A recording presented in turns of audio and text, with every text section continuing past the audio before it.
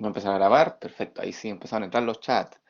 Ok, buenos días, entonces saludo a Antonia Schulz, también a Diego Ríos, Teresa Jofré, Tamara Orellana, buen día, dice bien, Constanza Bravo dice hola profe, se escucha bien, perfecto. Ana Olivares que dice hola profe, también está Fernanda Silva, dice hola, también está Miguel Bustos, dice hola, también está Sofía Sea, buenos días, Sebastián Pincheira, buenos días profe, y también tenemos a Ágata Bruna Muñoz, hola profe, perfecto.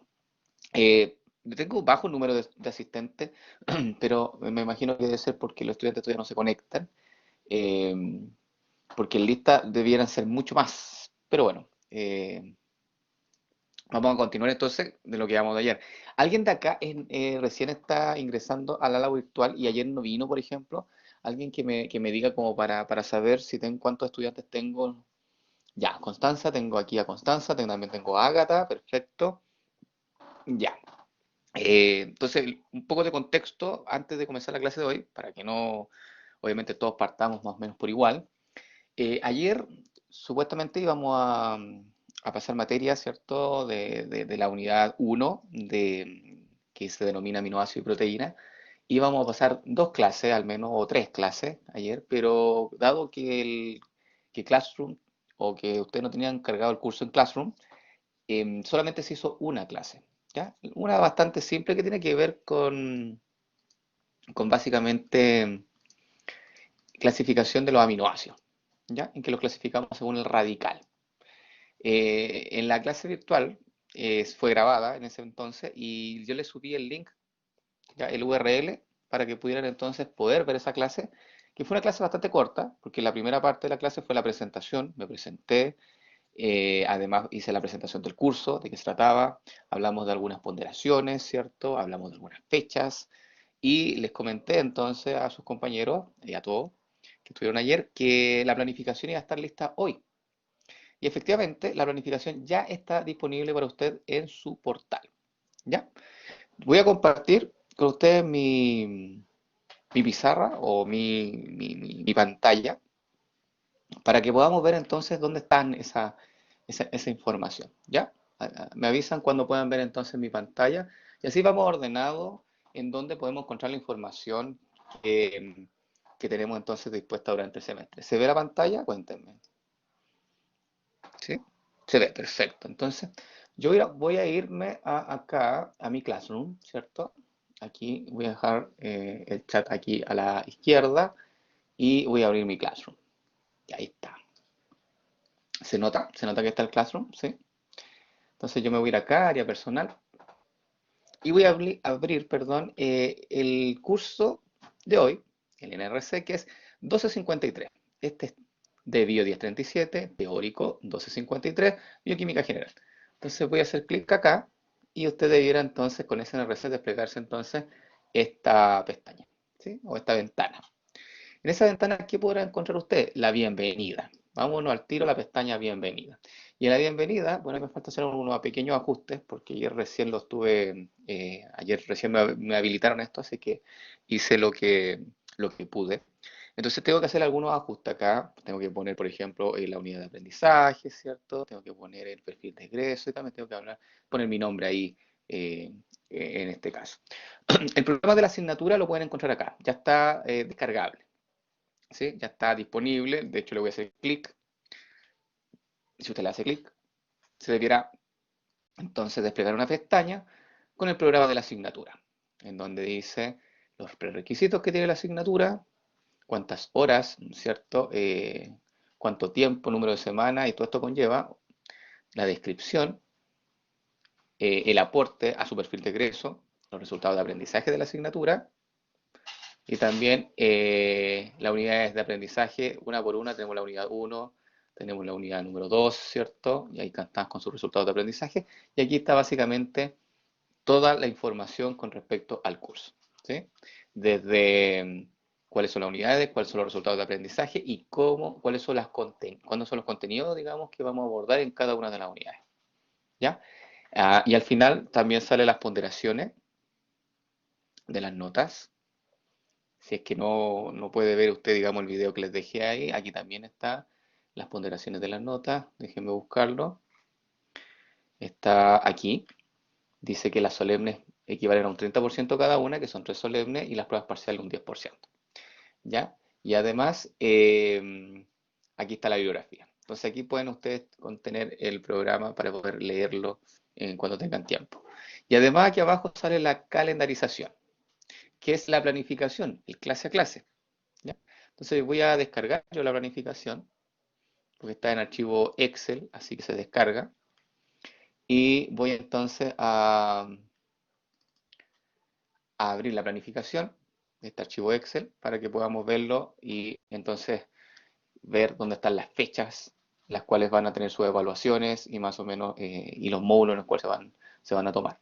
Entonces, esta es la planificación, ahí está el curso, ahí está el código, ahí está el semestre, que este es el TAP, por eso es 2020-30, está la descripción del curso, el resultado de aprendizaje general, están las distintas unidades, que son 7 unidades, ahí están los resultados de aprendizaje de cada unidad, están las horas que usted tiene que estar, digamos, por cada unidad conectado.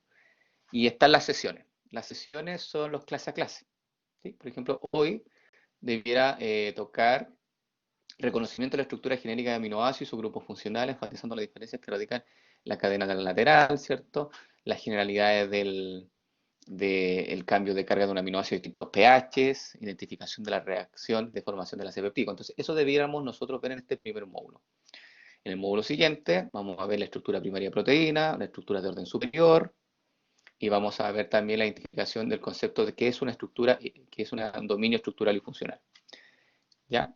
Y en el módulo 4, porque hoy día tenemos 4 módulos, vamos a ver la relación estructura-función, vamos a hablar proteínas como tales como queratina, colágeno, albúmina o la fibrina, y también vamos a ver el efecto de la temperatura y el pH sobre la función de una proteína.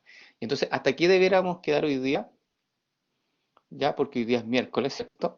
Miércoles 20 de enero, módulo 4, entonces deberíamos pasar hasta la sesión número 4, ¿ya? Por si acaso. Y mañana entonces partimos a las 8 de la mañana nuevamente con la sesión número 5, en donde vamos a hablar de proceso de hidrólisis de naturación, regulación alostérica, después en otro módulo comparación, y así sucesivamente. Entonces usted tiene este clase a clase con fecha y todo, bien ordenado para que no se pierda, ¿ya? ¿Qué más? Voy a hacerme un poco, voy a minimizar un poquito esto. Después vamos a volver a la planificación para que queden algunas cosas más claras con respecto a las fechas. Y voy aquí a estar voy a volver acá al Classroom. En el Classroom también está la pestaña Unidad 1. Si usted le hace clic ahí, usted va a encontrar entonces, primero que todo, un PDF con las clases de la unidad. Si usted le hace clic a ese PDF, entonces usted va a encontrar todas las clases de la unidad 1. ¿Ya? Están todas ahí. Son aproximadamente 96 slides, 96 diapositivas, entonces usted va a tener acceso a toda la información. Por ejemplo, nosotros vamos a partir de la clase número 2, que es desde acá, ¿sí? Así que tiene toda ya la información de la unidad 1, ya está disponible para usted para que la pueda imprimir, lo pueda descargar, ¿cierto? O algunos estudiantes lo que hacen es tomar apuntes sobre esas diapositivas.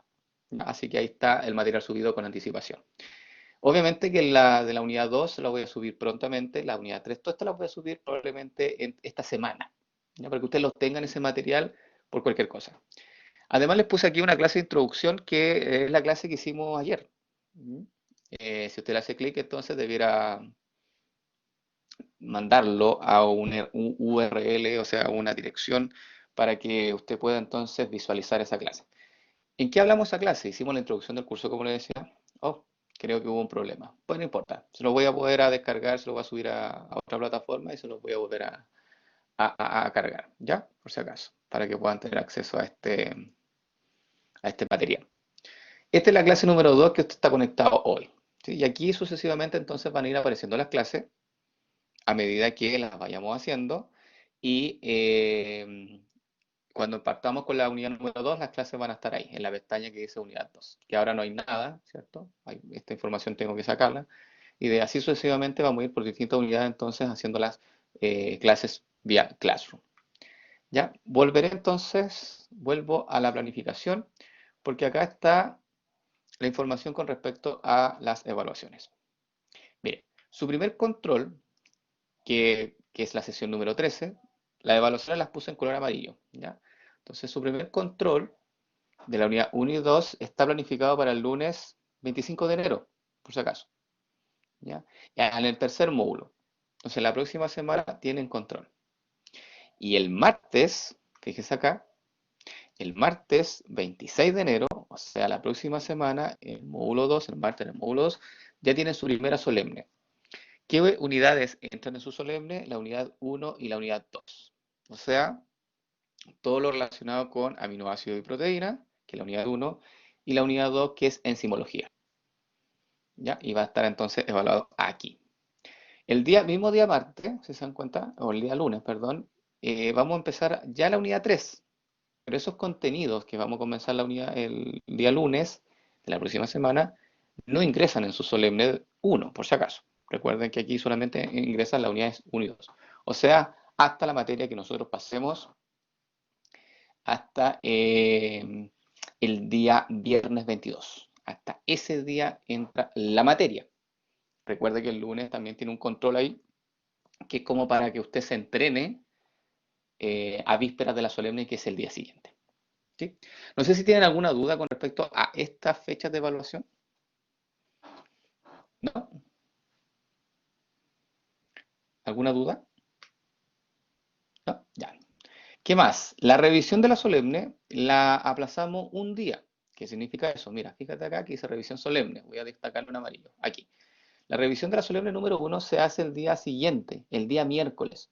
Así que no se va a habilitar el puntaje inmediatamente el día martes, ¿ya? Porque lo conversamos con los directivos y siempre hay que dejar un tiempo de desfase para hacer un análisis de las preguntas. Si es que hubiera que eliminar una pregunta, ¿cierto? Eso requiere tiempo. Entonces, una vez que usted es su solemne, se termine las clases en el módulo 4, después de ese tiempo, el profesor se va a dedicar a revisar su prueba y ver si es que existe alguna falla o algo que haya que eliminar, ¿ya? Entonces, por eso la revisión se hace el día siguiente y se hace el miércoles 27 de enero en el módulo 1, o sea, a las 8 de la mañana se hace esa revisión.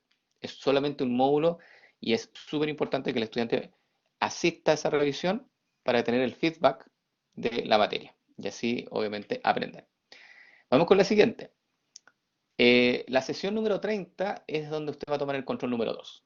¿Qué materia ingresa en este control? Las unidades 3 y 4. ¿Cuándo va a ser evaluado? El lunes 1 de febrero en el módulo número 2, o sea, a las 9:30 de la mañana.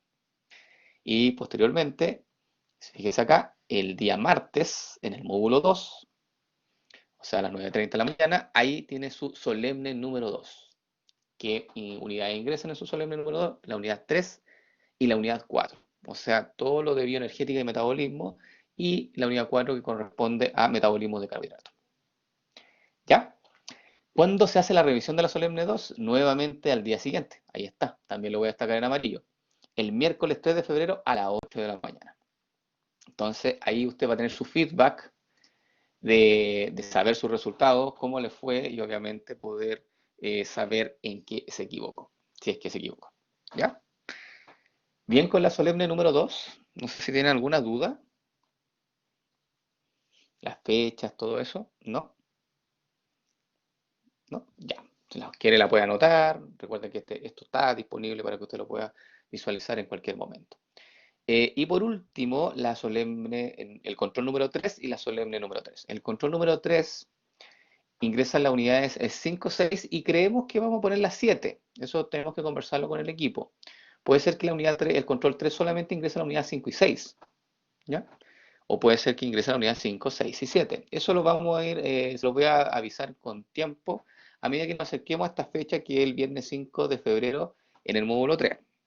Ya ahí les voy a decir si efectivamente vamos a preguntar contenido de la unidad 7 en este control o no. Por lo pronto dejémoslo así. Y cuando es la solemne, el día lunes 8 de febrero en el módulo 2. Ahí está su solemne número 3, que ahí sí ingresan las unidades 5, 6 y 7, por si acaso. ¿Ok? ¿Qué más? Ese mismo día lunes se hace la revisión de la solemne. ¿Por qué la revisión de la solemne se hace ese mismo día? Bueno, porque el día siguiente, que es 9 de febrero, hay que cerrar el curso. Y por lo tanto no tenemos tiempo suficiente como para hacer una revisión al día siguiente. Y porque también el día siguiente es la solemne recuperativa. ¿Ya? La solemne recuperativa que es a nivel nacional. y va a ser evaluada a las 9:30 de la mañana. Y obviamente esa solemne recuperativa no tienen que tomarla todos los estudiantes, solo aquellos que al momento de finalizar el curso no obtengan nota 4 o 3 o 39.5. Ahí tienen la opción entonces de tomar esta prueba recuperativa y así entonces poder reemplazar la nota más baja. Bien, no sé si tiene alguna duda con respecto a esto como bien general de las planificaciones, que a usted siempre le interesa lo de las fechas, ¿es cierto? ¿Cuántos controles son? Eh, ¿Cuáles son los módulos que se van a tomar las pruebas y cuándo son las revisiones? Así que ahí les dejé, digamos, toda esta información. Si no tienen alguna duda, como para ir cerrando esto. ¿Sí? ¿No? Cuéntenme. ¿Alguna duda? ¿Ninguna duda? Ya. Ok, voy a cerrar entonces acá. No voy a guardar nada. Y me voy a volver entonces a la clase que teníamos presupuestada hoy. Y voy a hacer un resumen de la clase de ayer para que empecemos a entrar en contexto.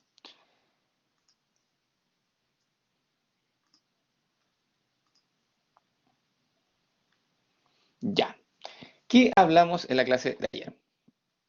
Básicamente lo que vimos es responder esta pregunta. Dijimos que lo que eran las biomoléculas. Dijimos que eran moléculas eh, que las biomoléculas son moléculas que se encuentran en los seres vivos, ¿cierto? Esas son las biomoléculas, como por ejemplo aminoácidos, proteínas, ácidos nucleicos, el agua también es una biomolécula, eh, y más los carbohidratos, los lípidos, etcétera, ¿sí? Entonces, esa es la definición de biomolécula. También hablamos de que quién da la identificación a la biomolécula, o sea, cómo sé yo cuando una molécula, cómo darle el nombre a una biomolécula, quién le da la identificación a esa biomolécula, son los grupos funcionales. ¿Sí? Hablamos de los grupos funcionales, también dijimos los grupos funcionales más relevantes, destacamos por ejemplo el grupo OH, que es el grupo alcohol, destacamos también el aldehído, el grupo ceto, el grupo carboxilo, de ahí nos saltamos al grupo amino, al grupo amida, les dije que estos dos se los aprendieran y que no los confundieran. También alguien me dijo, profesor, el grupo eh, este, la unión de dos cisteína, o sea, perdón, la unión de dos azufres, que se genera el grupo sulfidro, ¿ya? También podría ser un grupo funcional interesante. El éster, muy interesante el éster en las reacciones de esterificación ahí en la grasa, así que también durante el semestre vamos a ver este grupo funcional, y más o menos eso les dije que eran los grupos funcionales que usted debiera reconocer y aprenderse, ¿ya? De todo este listado, más o menos eso que mencioné, son los que usted debe manejar bien, ¿ya? Y de ahí nos saltamos de la clase A. Hablamos de algunas moléculas que tenían grupos funcionales como ejemplo, nada más que por ello. Y de ahí sí nos saltamos a la clase número 1, que era aminoácidos y proteínas. Y en esta primera clase, lo único que hicimos fue clasificar los aminoácidos según el radical. Como dice ahí Millaray Bustos, dice aminoácidos y tipo según radical, ¿cierto?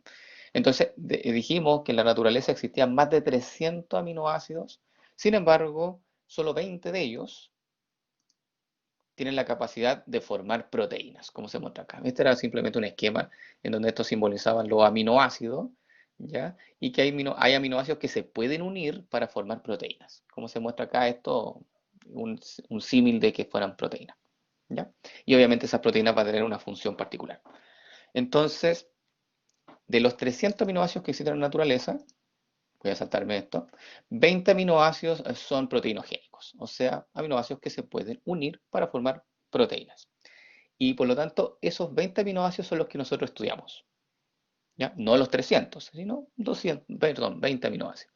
Y esos 20 aminoácidos son los que aparecen aquí en pantalla, ¿sí? Estos son los 20 aminoácidos que usted debiera eh, identificar. No se los tiene que saber de memoria, pero sí poder identificarlo.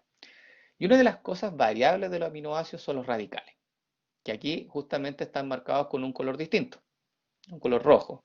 Por ejemplo, hay radicales pequeños, hay radicales más grandes, hay algunos que tienen grupos funcionales, ¿cierto? Hay radicales que tienen anillos y así, y dependiendo entonces las características del radical es como tú tienes que clasificar el aminoácido. Y en base a esa información o en base a esa idea, se hicieron se hizo una clasificación en 5 grupos. Aquí están los grupos.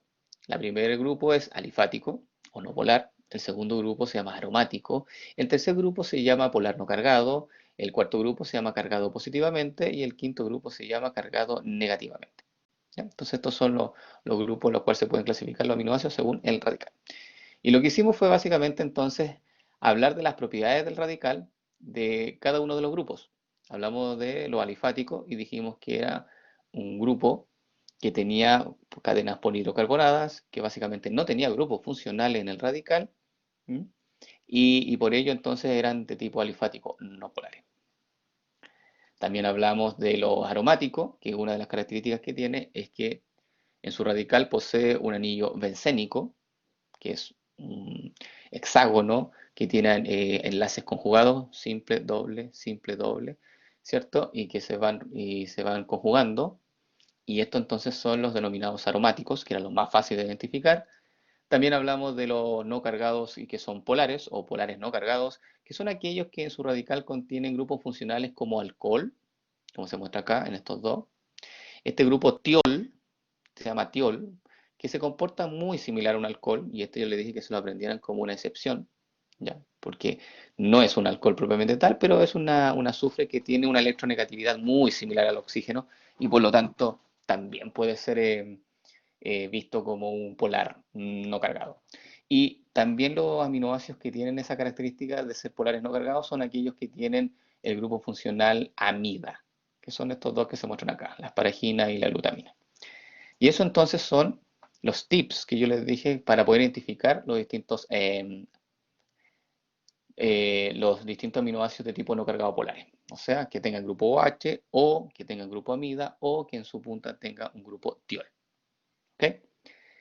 Y después nos saltamos al grupo número 4, que son los cargados positivamente, que son aquellos que tienen en su radical grupos amino. Puede contener un solo grupo amino o varios. Por ejemplo, aquí hay dos, aquí hay tres, ¿ya? Entonces, aquí hay dos también, dos, dos y uno. Entonces, si usted encuentra grupo amino en el radical, usted inmediatamente lo clasifica como cargado positivamente. Muchas veces puede estar la carga positiva explicitada en el dibujo, pero a veces no la colocan. Así que lo importante es que usted identifique el grupo funcional y no confundir amina con amida. ¿Ya? Por eso es importante que usted pueda diferenciar entre esos dos grupos funcionales. Teresa Jofre dice, profe, el aminoácido con carga negativo, ya lo que viene a continuación, ¿sí? ¿Es lo mismo que el aminoácido ácido? Sí, es lo mismo, exactamente, Teresa Jofre. Millaray Busto dice, la amida es la sin carga. Claro, la amida no libera protonio y por lo tanto no va a quedar cargada la amida, ¿sí? La amida es la que se ve aquí, esta.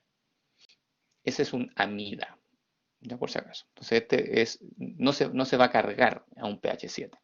Y al no cargarse, entonces, por eso se dice que es no cargado. Bien, Villaray.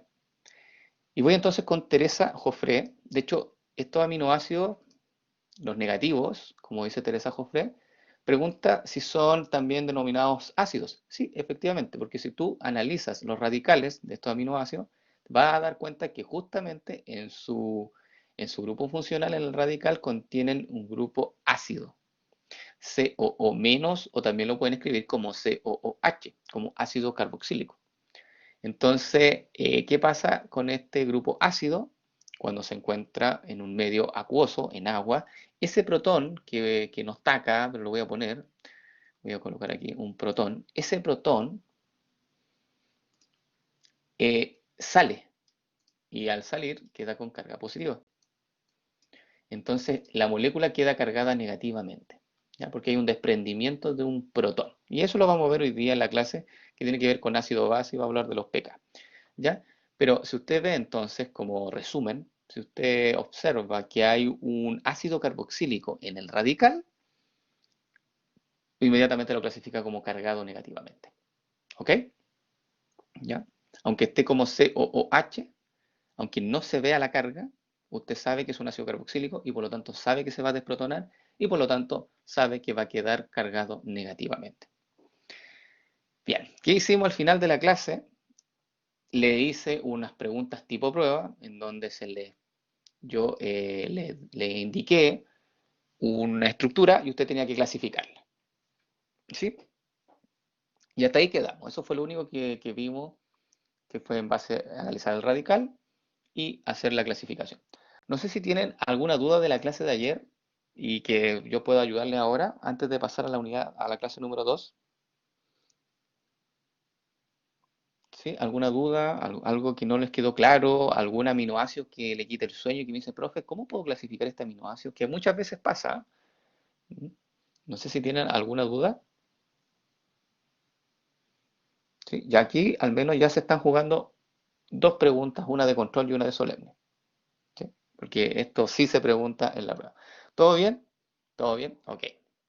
Ya, recuerda que aquí tiene que preguntar y quedar claro, porque la idea es que este curso lo pase sin ningún problema.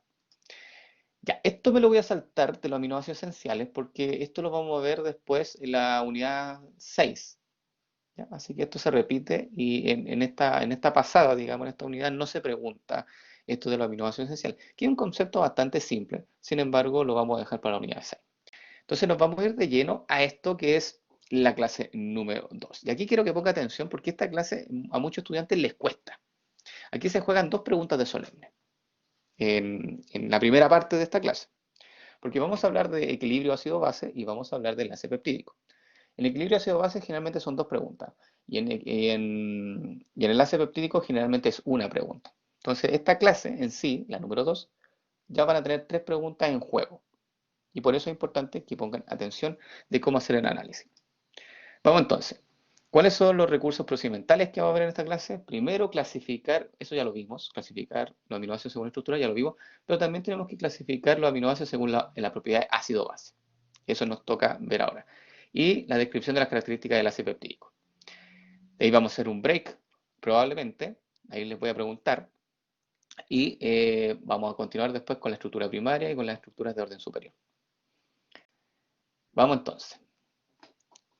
Por favor, chicos, una cosa súper importante. Si tienen dudas, pregunten. Y aquí lo importante es la participación. Entre más participen, mejor es la clase y avanzamos mucho más rápido y obviamente no nos aburrimos.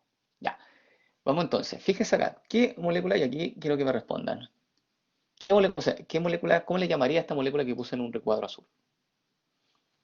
Según sus grupos funcionales. ¿Cómo la denominaría? Ya, rápido aquí. Active micrófono, dígame, hábleme, dígame algo. ¿Cómo la clasificaría? ¿Cómo le denominaría, perdón? ¿Qué nombre le daría? Nombre genérico, ¿ah? Chicos, fíjese en el grupo funcional y dígame qué nombre le daría. Ya, Sebastián dijo aminoácido. Correcto, Sebastián. Es un aminoácido. Fíjese, tiene un grupo amino y tiene un grupo ácido. Listo. Al tener un grupo amino, que tiene un grupo ácido, al tiro inmediatamente yo sé que es un aminoácido. Ojo, no, cuando le pregunte clasificación, me dicen polar no cargado, alifático, aromático, etcétera. Pero aquí se dieron cuenta que aquí esa pregunta la hice para ver si entendían esto de la clasificación. Esto tiene un R.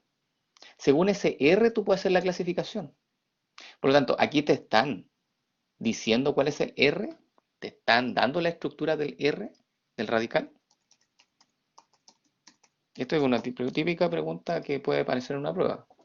¿Te están dando la forma del radical? No, ¿cierto? Y como no te dan la forma del radical, tú no puedes hacer una clasificación de esta estructura.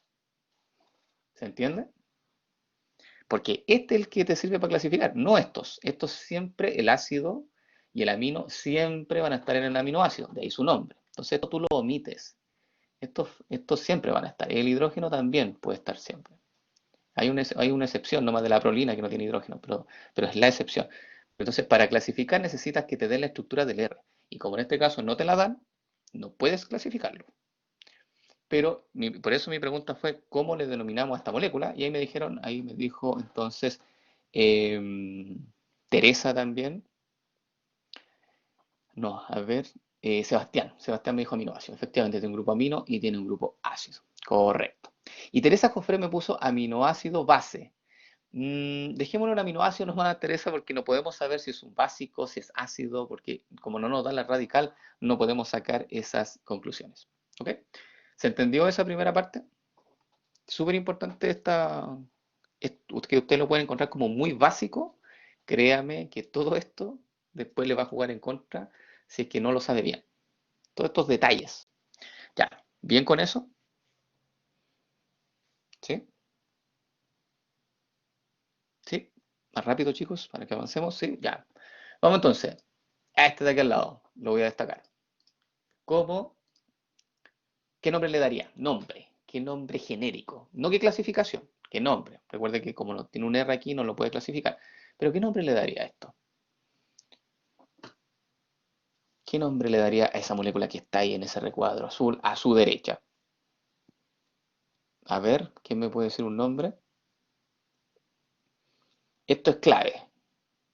Clave, clave, clave. Y aquí al tiro me doy cuenta si los estudiantes saben química o no saben química. Si las personas me responden, yo sé, ya saben un poco de química, pero si no me responden, significa que no saben química. Y es ahí el problema que muchas veces los estudiantes tienen en bioquímica. ¿Qué nombre le daría? Ese es su interior. Ya, pero fíjate en los grupos funcionales, Millaray. Fíjese, Teresita, Teresa, perdón, en los grupos funcionales. ¿Qué grupo funcional es este? NH3 más. ¿Qué grupo funcional es este? COO menos. Este es una amina, ¿cierto? Y este es el COO menos es un ácido. Por lo tanto, esto también es un aminoácido. Y ahí es donde nosotros apuntamos. Esta molécula de acá es un aminoácido. Esta molécula de acá es un aminoácido. Y mi pregunta es, si ambos son aminoácidos, ¿por qué uno los puede escribir indistintamente sus grupos funcionales? Esa es la pregunta. Esto es un aminoácido. Este es un aminoácido. Pero se dan cuenta que están escritos o están dibujados de distintas formas. ¿Por qué? Porque comparte una forma común, el sustantivo es neutro. Ya, pero ¿por qué los puedo escribir de distintas formas? Esa es la pregunta. ¿Por qué yo el aminoácido lo puedo dibujar así o lo puedo dibujar así? ¿De qué depende cómo yo lo dibuje? ¿Por qué lo puedo dibujar de una forma o de otra? Ya, por las cargas, de las cargas, ya, pero ¿por qué? ¿Por qué? Y aquí es química. ¿Por qué yo el grácido carboxílico, fíjate acá, lo puedo dibujar con un hidrógeno o sin el hidrógeno? ¿Por qué el grupo amino lo puedo dibujar aquí con dos hidrógenos o con tres hidrógenos? ¿Por qué? Exactamente, porque depende del pH. Efectivamente. Y eso es una cosa súper interesante e importante que usted debe saber. Mira, el ácido carboxílico, que lo voy a poner aquí abajo como COOH, ahí se nota que puse COOH, ¿sí? Yo lo puedo poner como COOH o lo puedo poner como COO menos. Tengo esas dos formas de anotarlo, digamos. Y obviamente tengo que equiparar la ecuación y tengo que poner entonces un hidrógeno. ¿Por qué? Porque el ácido carboxílico, fíjate, se caracteriza por liberar protones. ¿Por qué? Porque los ácidos hacen eso. Esa es la definición de ácido. ¿Sabían eso? Los ácidos lo que hacen es liberar protones al medio. ¿Correcto? ¿Sí? ¿Me confirma? Que los ácidos tienen la capacidad de liberar protones al medio, como se muestra acá. Mira, fíjate, aquí está el ácido con el protón y esto cuando toma contacto con el agua, por ejemplo, el ácido queda como COO menos y libera el protón. ¿Sí? Entonces los ácidos tienen la capacidad de liberar protones al medio. De ahí su nombre ácido. ¿Por qué? ¿Y qué hacen estos protones en el medio? Acidifican el medio. Es como por ejemplo cuando usted agrega el jugo de limón al agua. El jugo de limón tiene un ácido que se llama ácido cítrico. Como esto. Y ese ácido cítrico, cuando toma en contacto con el agua, el ácido queda desprotonado y el protón se libera en el agua. ¿Y qué es lo que hace con el agua? La acidifica. Por eso cuando tomas agua con limón, la sientes más ácida, porque estos protones son los que acidifican el medio. ¿Se entendió así? ¿Sí? ¿Se entendió así? Ya. Ahora, ya analizamos entonces el grupo ácido, este de acá arriba, Entonces puede estar protonado o desprotonado. De ahí vamos a ver cuándo lo podemos encontrar protonado y desprotonado. Tranquilo con eso. Y ahora vamos a ver este de acá abajo, el grupo amino. El grupo amino, que lo voy a anotar de color azul, puede estar protonado o desprotonado, igual, de la misma forma que el anterior. Entonces lo voy a poner como NH3 primero, más, no, primero como NH2, ahí sí. Voy a hacer una flechita entonces, NH2 más protón, pasando a NH3. Listo. Se ve entonces la ecuación que puse abajo, la ecuación química. Puse NH2 más un protón pasando a NH3. Ahí me faltó un positivo, ¿cierto?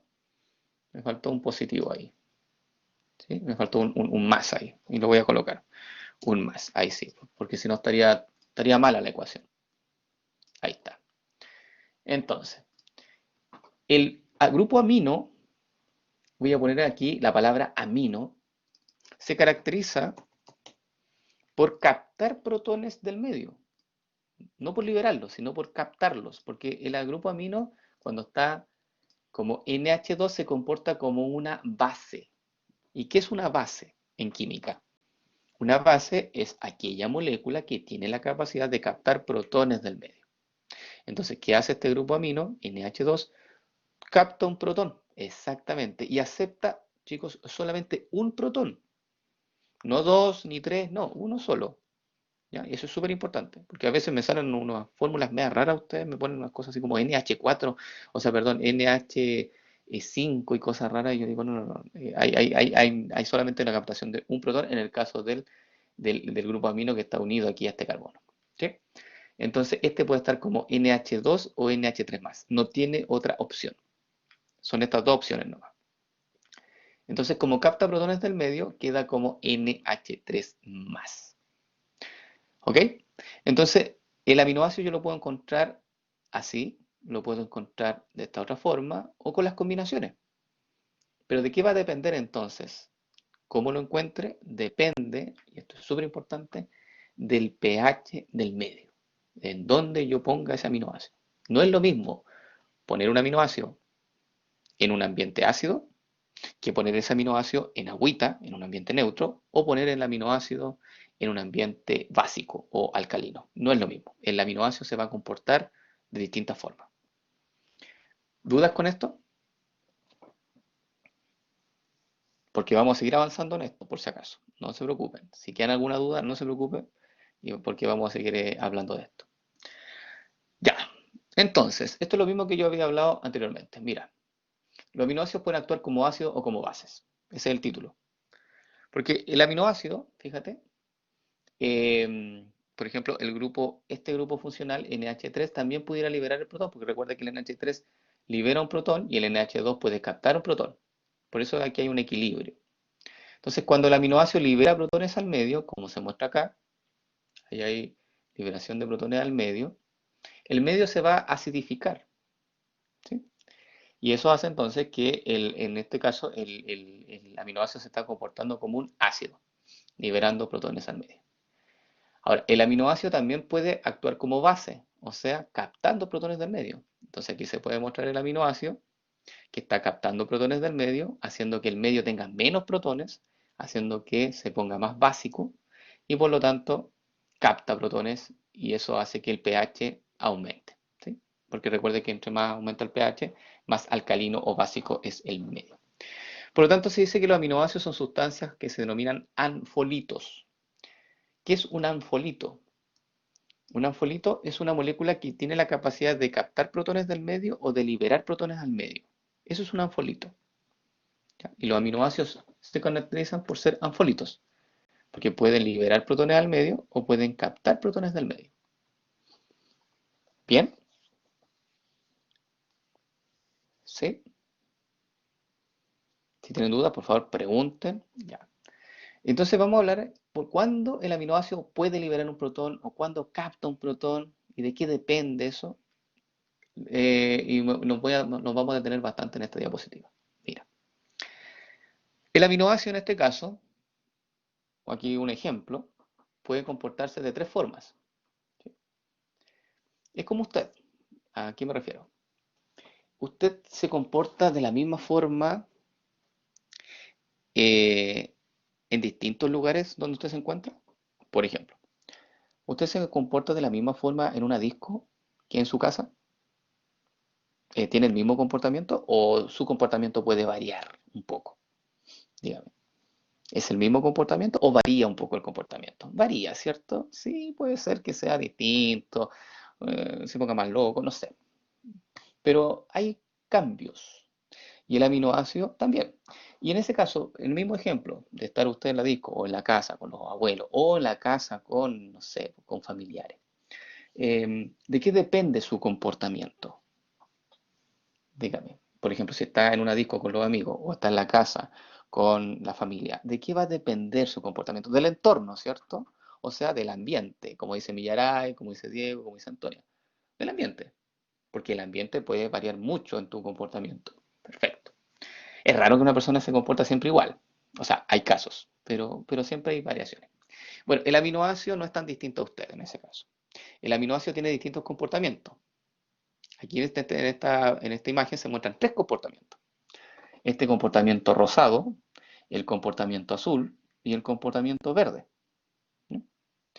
Cuando me refiero a comportamiento, no me refiero a que va a andar bailando ni nada por el estilo. Me refiero a que sus grupos funcionales pueden estar protonados, como se muestra acá, fíjate, el COOH tiene protón y el grupo amino tiene protón. Ese es un comportamiento.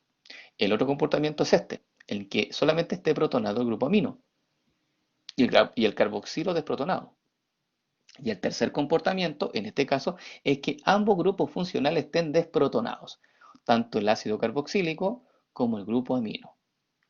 Entonces son tres comportamientos que tiene este aminoácido.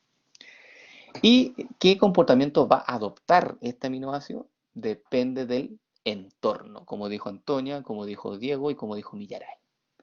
¿Y el entorno qué sería? ¿Qué es lo que tiene que variar del entorno para ver el comportamiento del aminoácido? En este caso, el pH. Ese es el que manda. Este es el entorno, el pH. Efectivamente. Aquí no son los abuelitos ni los amigos, no, el aminoácido va cambiando su comportamiento dependiendo del pH del entorno, ¿cierto? En el cual él se encuentra. Voy a leer lo que dice Millaray. Dice, el comportamiento suiterión es desprotonado. Ahí vamos a hablar de Millaray del comportamiento suiterión. El comportamiento suiterión es este es el comportamiento suiterión, el celeste, que es protonado el amino, desprotonado el carboxilo. Ese es el comportamiento suiterión, este que está en el centro. Y vamos a hablar por qué se llama suiterión y por qué se comporta así. Entonces, hagamos un ejemplo y quiero que analicen entonces esta gráfica. Aquí se muestra la concentración en el eje Y y en el eje X se muestra el pH.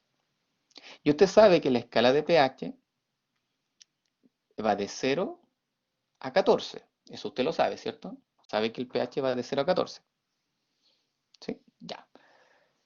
Dice, porque el suiterión es carga neutra, aun cuando hay cargas que lo eliminan entre... Efectivamente, sí, bien ahí. Vamos a llegar a la parte del suiterión.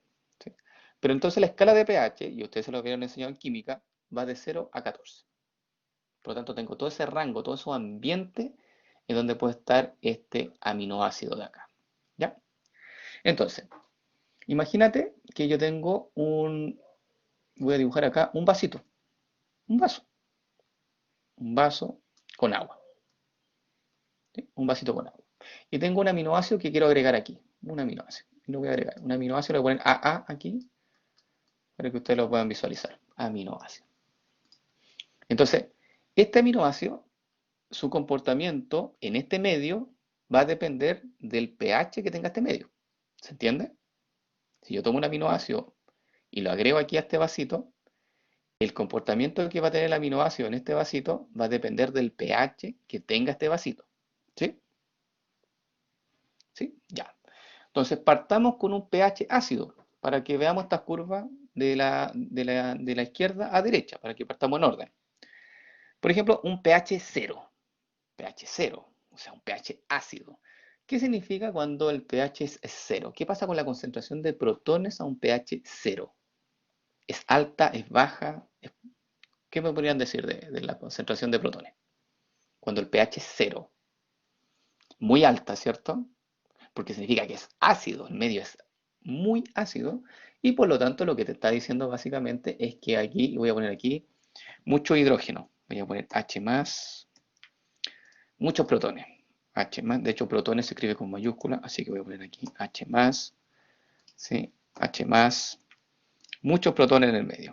Significa que es una solución ácida, es como por ejemplo agregar un aminoácido en jugo de limón, ¿no? El jugo de limón es ácido, así que hay muchos protones ahí, o puede ser incluso ácido sulfúrico, ácido clorhídrico, cualquier ácido que usted considere.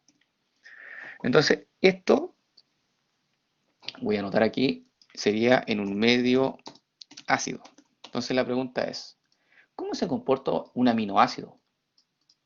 ¿Cómo se comportará este aminoácido si yo lo agrego a este medio ácido? La respuesta es, se comportará como está en rosado. ¿Por qué? Porque como el medio tiene tantos protones, el grupo amino va a captar protón y el carboxilo también va a captar protón. O sea, se van a quedar con los protones y no los van a liberar. No los van a liberar al medio. ¿Por qué no? Porque en el medio hay tanto protón que la verdad no vale la pena seguir liberando protones al medio. ¿Se entiende? ¿Sí? Exactamente. Y ahí se comporta como una base porque no está liberando, de hecho está captando. Y al estar captando, tú dices, ah, se está comportando como una base a este pH ácido. Entonces, por eso que hay una alta concentración, aquí en rosado, por eso hay una alta concentración de este aminoácido, de este comportamiento, a pHs ácidos, que va entre 0, por ejemplo, y 2. Entre 0 y 2 hay una alta concentración y obviamente va a ir cayendo a medida que nosotros nos vamos moviendo en la escala de pH. Pero este sería como el comportamiento que tiene el aminoácido en un ambiente ácido. ¿Ya? ¿Dudas con eso? ¿Sí? No, no sé, porque ahí vamos a hacer un ejemplo tipo prueba, ¿ah? ¿No? Ya. Fíjense entonces ahora si nosotros sumamos las cargas de todo este aminoácido que se encuentra acá, ¿qué carga le da? Fíjese, vamos por uno. ¿El hidrógeno tiene carga? No. ¿El radical tiene carga? ¿Visible? No. ¿El grupo carboxilo tiene carga? Díganme sí o no. Este así como está anotado ahora. COOH, ¿tiene carga? No, no tiene carga, ¿cierto? Visiblemente no tiene. Pero el NH3 más, ¿tiene carga? Sí. Y por lo tanto, si tiene una carga positiva, se dice que tiene charge, que dice ahí que es carga, tiene carga más uno. Y esa es la carga neta que se llama. Por lo tanto, el aminoácido, en este caso, este aminoácido que se encuentra en un pH ácido, va a tener una carga más uno. ¿Se entiende? Simplemente eso se hace viendo, analizando cada uno de sus grupos. Nada más que eso. Ya. Sigamos con el ejemplo. Ahora vamos a pasar al segundo comportamiento y después al tercero. Segundo comportamiento, este de acá, el celeste. En este caso, el comportamiento celeste es la forma suiteriónica, como dice acá. En celeste dice forma suiteriónica. ¿Ya? Y este comportamiento entonces se da en pH neutros aproximadamente, entre 4 y 8. Y obviamente eso depende del aminoácido. ¿Ya? Pero más o menos en este rango debiera tener este comportamiento medio suiteriónico. Y entre 4 y 8 la concentración de protones no es tan alta. ¿Sí? Entonces voy a sacar este mismo medio, voy a sacar estos protones, algunos, y voy a dejar poquitos protones. Voy a dejar 3 protones nomás. Y ahora al medio no le voy a poner el nombre ácido, sino que le voy a dar el nombre de medio neutro. ¿Ya? Porque no hay tantos protones ahí dando vuelta. Y voy a sacar esto de ácido. Entonces, ahora, ¿qué pasa si yo tomo un aminoácido y lo agrego en un medio neutro? Como por ejemplo, agua. El agua tiene un pH 7, un poquito más ácido, un pH 6, ponte tú, dependiendo de dónde saque esa agua. Si la saca de un río o si la saca de la llave, ¿cierto? O en una agua embotellada. Varían un poco su valor de pH. Bueno, independiente del agua que utilice, el aminoácido, si usted lo agrega entonces en este medio neutro, se va a comportar de la siguiente forma. ¿De qué forma? Fíjate. eh, El ácido carboxílico va a estar desprotonado y el grupo amino va a seguir estando protonado. ¿Sí? Por si acaso. ¿Por qué?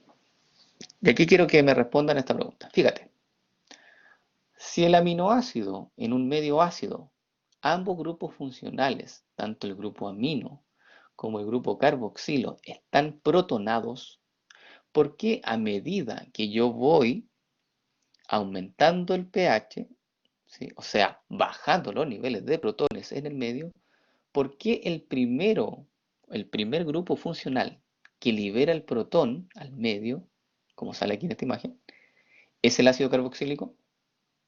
¿Por qué es él? Fíjate, aquí está la flecha. Ahí está. ¿Se dieron cuenta que fue el ácido carboxílico el que liberó el protón? Que fue él el primero. Y el grupo amino, fíjate, quedó igual. Entonces mi pregunta es, ¿por qué es el ácido carboxílico el que libera primero el protón? Ya, Antonio Schultz dice, porque ya no capta para igualar el medio. Ya sí, no capta para igualar el medio, pero ¿por qué él era el que libera? Mi pregunta es, ¿por qué no es el grupo amino? ¿Por qué no es el grupo amino el que libera el NH3? ¿Por qué es el ácido carboxílico? Exactamente, Millaray Bustos. ¿Por qué es ácido? Esa es la respuesta a la pregunta. Muy bien, Millaray. Porque los ácidos carboxílicos, los ácidos, por definición, y eso es lo que hablábamos en la diapositiva anterior, son aquellas moléculas que tienen la capacidad o les gusta liberar protones al medio. Mientras que este grupo amino no le gusta liberar protones al medio, es medio reacio a la liberación de los protones. Es más, le gusta más captar que liberar. ¿Ya? Este de acá no, el ácido carboxílico libera, no tiene ningún problema en liberar, pero obviamente tiene que encontrarse en el pH para poder liberarlo. ¿Ya? Por eso, esa es la racional de por qué es el ácido carboxílico el primero que libera el protón al medio y no así el grupo amino. Es simplemente por la capacidad. Y capacidad me refiero a que él tiene, como es ácido, le gusta liberar protones al medio. Él le es más fácil, por decirlo de alguna forma. ¿Se entiende? ¿Sí? Ya. Y eso es por definición, porque los ácidos liberan protones al medio. Les gusta hacer eso. Ya. Mientras que los grupos aminos no. Ellos captan, ellos retienen, les cuesta soltar, son más apretados. El grupo carboxilo no, él suelta el tiro. Lo aprietan un poquito y suelta. Ya, se acabó. Ok. Ese entonces, y este comportamiento que se muestra aquí en celeste se denomina suiterión. ¿Por qué? Porque este comportamiento, si usted suma las cargas, ¿cuánto le da? Claro, el carboxilo no se hace problema, libera nomás, ya, listo, se acabó. ¿Ya? Cero, ¿cierto? Si usted suma las cargas parciales, fíjate, el hidrógeno no tiene el radical. El ácido carboxílico tiene una carga negativa, una negativa, ahí está.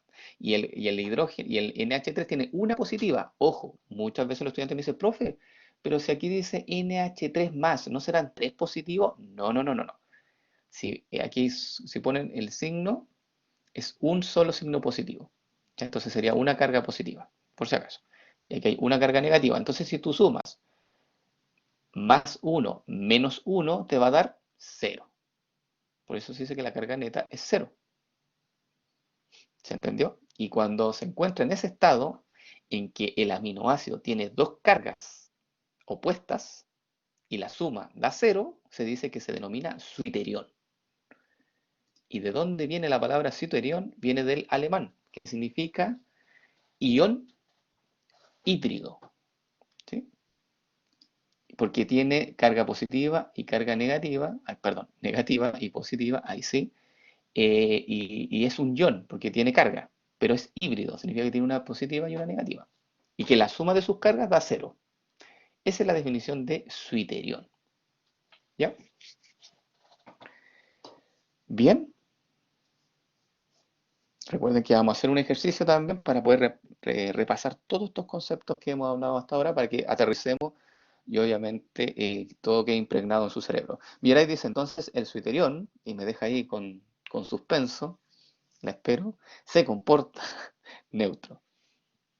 Mm, claro, más que se comporta neutro, tiene carga neutra, le diría yo, más que se comporta neutro, ¿sí? Tiene carga él en sí, él queda con una carga, si tú la sumas, queda neutro.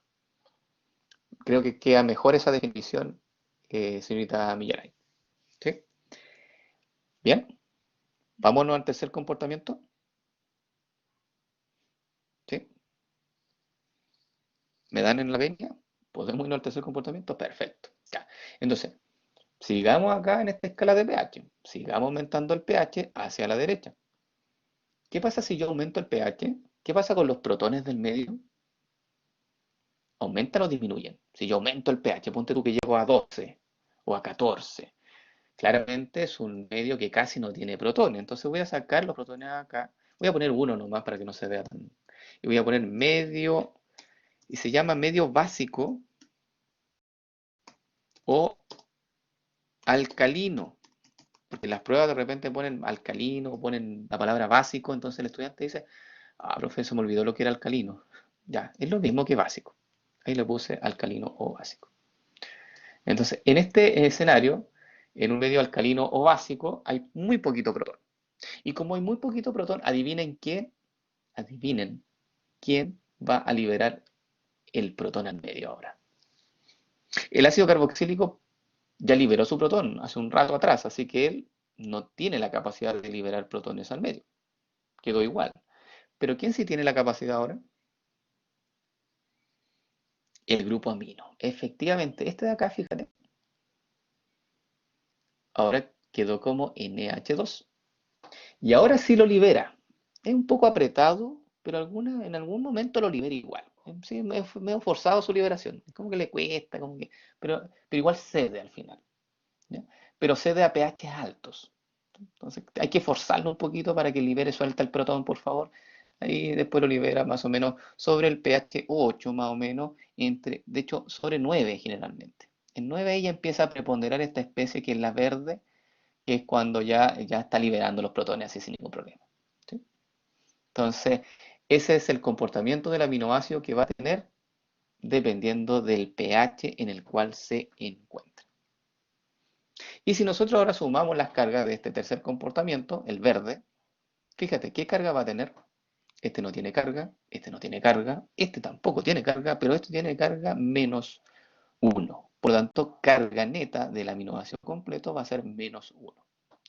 O sea, podemos decir que el aminoácido en este caso tiene tres comportamientos.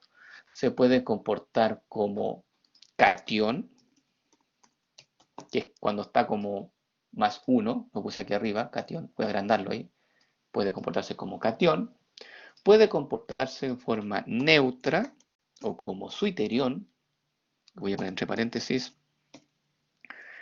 suiterión, ¿sí? O se puede comportar como anión, con carga negativa. Entonces son los tres posibles comportamientos que va a tener el aminoácido y obviamente su comportamiento depende de el entorno o el medio, como usted me dijo al inicio de esta diapositiva. ¿Se entendió? Sí, se entendió. Perfecto. Entonces vamos a ver unos ejercicios, porque algunos estudiantes me dicen, profe, ya, pero ¿y para qué me sirve esto? ¿De qué me sirve el comportamiento del aminoácido? Me dice, ¿me lo tengo que aprender para la prueba y simplemente? No, esto tiene una aplicación. Esto es la base para aplicar fenómenos, digamos, que tienen que ver con el plegamiento de proteínas, titulación de aminoácidos. Entonces, esto tiene tiene un fin, ¿ya? Miguel Busto dice, ¿el aminoácido verde se comporta como un ácido? El aminoácido verde se comporta como un ácido. No, es cuando está en verde, yo diría que se comporta como anión, no diría que se comporta como ácido ni como base, porque los comportamientos van a ir, esos de comportamiento ácido-base depende de cuánto varía el pH más que todo. Lo vamos a ver en un ejemplo, para que te quede más claro, Millaray. Diego dice, profe, en el caso de que un aminoácido con pH base, perfecto, este en un ambiente de pH ácido, ¿qué sucede? Muy bien, Diego. Si el aminoácido ponte tú estaba aquí, Diego Ríos, está verde, por decirlo así, porque tú me dijiste, en caso de que un aminoácido con pH básico, o sea, aquí, ¿cierto? Pongamos que está en un pH en 12, así. Y yo empiezo a echarle, no sé, jugo de limón al vasito, aquí, acidificando el medio. La pregunta de Diego entonces es, ¿qué pasa? ¿Qué sucede? Bueno, sucede todo lo contrario. Si tú tienes un aminoácido que se encuentra en un ambiente básico y se encuentra en este comportamiento verde y tú empiezas a agregar ácido al vasito, jugo de limón, por ejemplo, este aminoácido se empieza entonces a protonar. ¿Qué significa?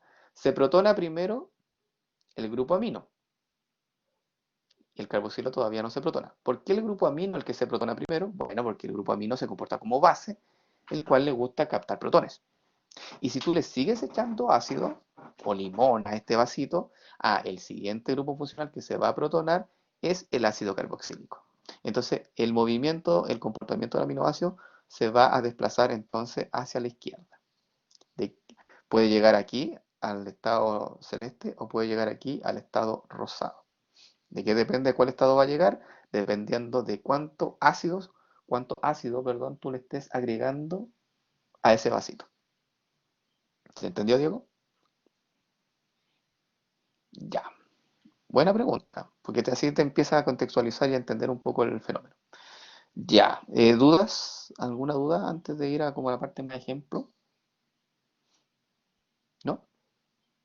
Ya. Ok, vamos con los pK. Entonces aquí viene la pregunta. Yo voy a retroceder un poquito. ¿Cuándo sé yo, fíjate, ¿se acuerdan que el ácido carboxílico es el primero que libera protón? ¿Se acuerdan de eso? Y el segundo que libera protón es el grupo amino. Ahí puse dos flechas azules. ¿Se acuerdan de eso? ¿Sí? Ya. Entonces aquí viene la pregunta del millón y que ustedes debieran saber. ¿Cómo sé yo a qué pH se va a liberar este protón? Esa es la pregunta. ¿Cómo sé yo? Ponte tú, mira, estoy aquí ácido, bien ácido, y de repente empieza a aumentar el pH, pero ¿a qué pH exacto yo sé que se va a liberar el protón de este ácido carboxílico? ¿Saben eso? No sé, pues aquí dice que es como, debe ser como 2 más o menos, ¿cierto? Pero quiero saber el número exacto. ¿Ya? O a qué pH se libera el protón del grupo amino. Fíjate que aquí está como NH3 y ¡pum! Lo libera. ¿Pero a qué pH lo libera? Bueno, para saber ese dato, para saber ese valor, existe lo que se denomina el pK. Ya, pero no tienen que hacer ningún cálculo, Millaray, no se preocupen eso. Es más simple que eso. Entonces, lo que se llama el pK. ¿Sí? Entonces, el pK, por definición, existen tres. ¿Ya? Tenemos el pK1, el pK2 y el pKr. Y por definición científica, el pK1 se le dio al número eh, de liberación del protón por parte del ácido carboxílico. A ese se le dio pK1. Así se le denominó.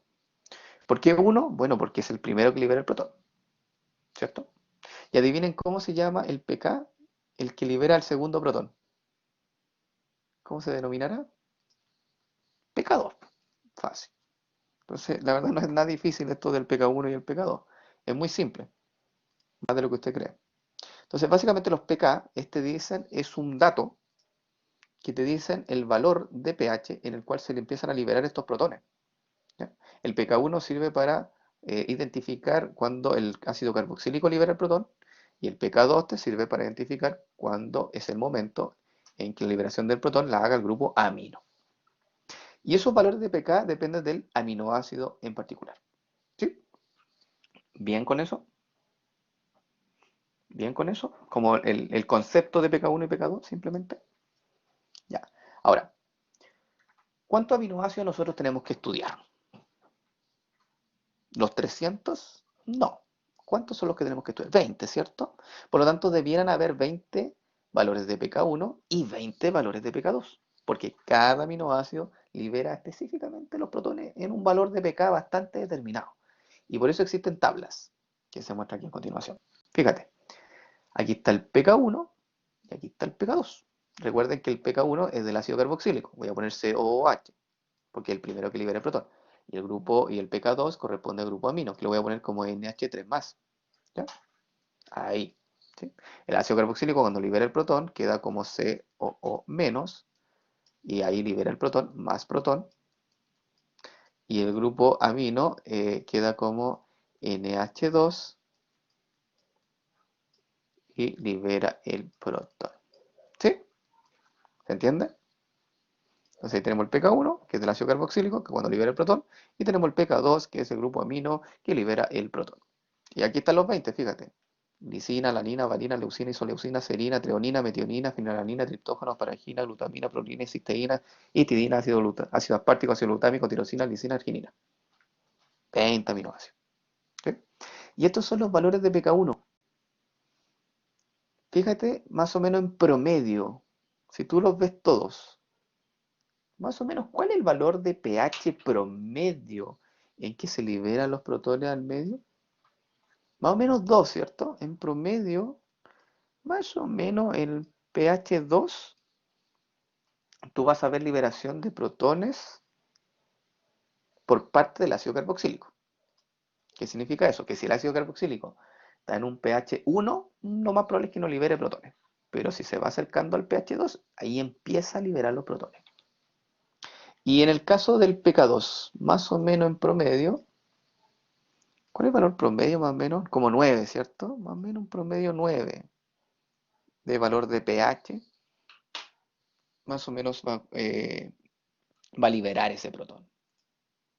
¿Ya? Es un poco más variable si los pK2, fíjate. Podemos ir de pK2 de 8.8 hasta 10.78, o sea, un poco más variable que en el caso del pK1. El pK1 es un poco más homogéneo.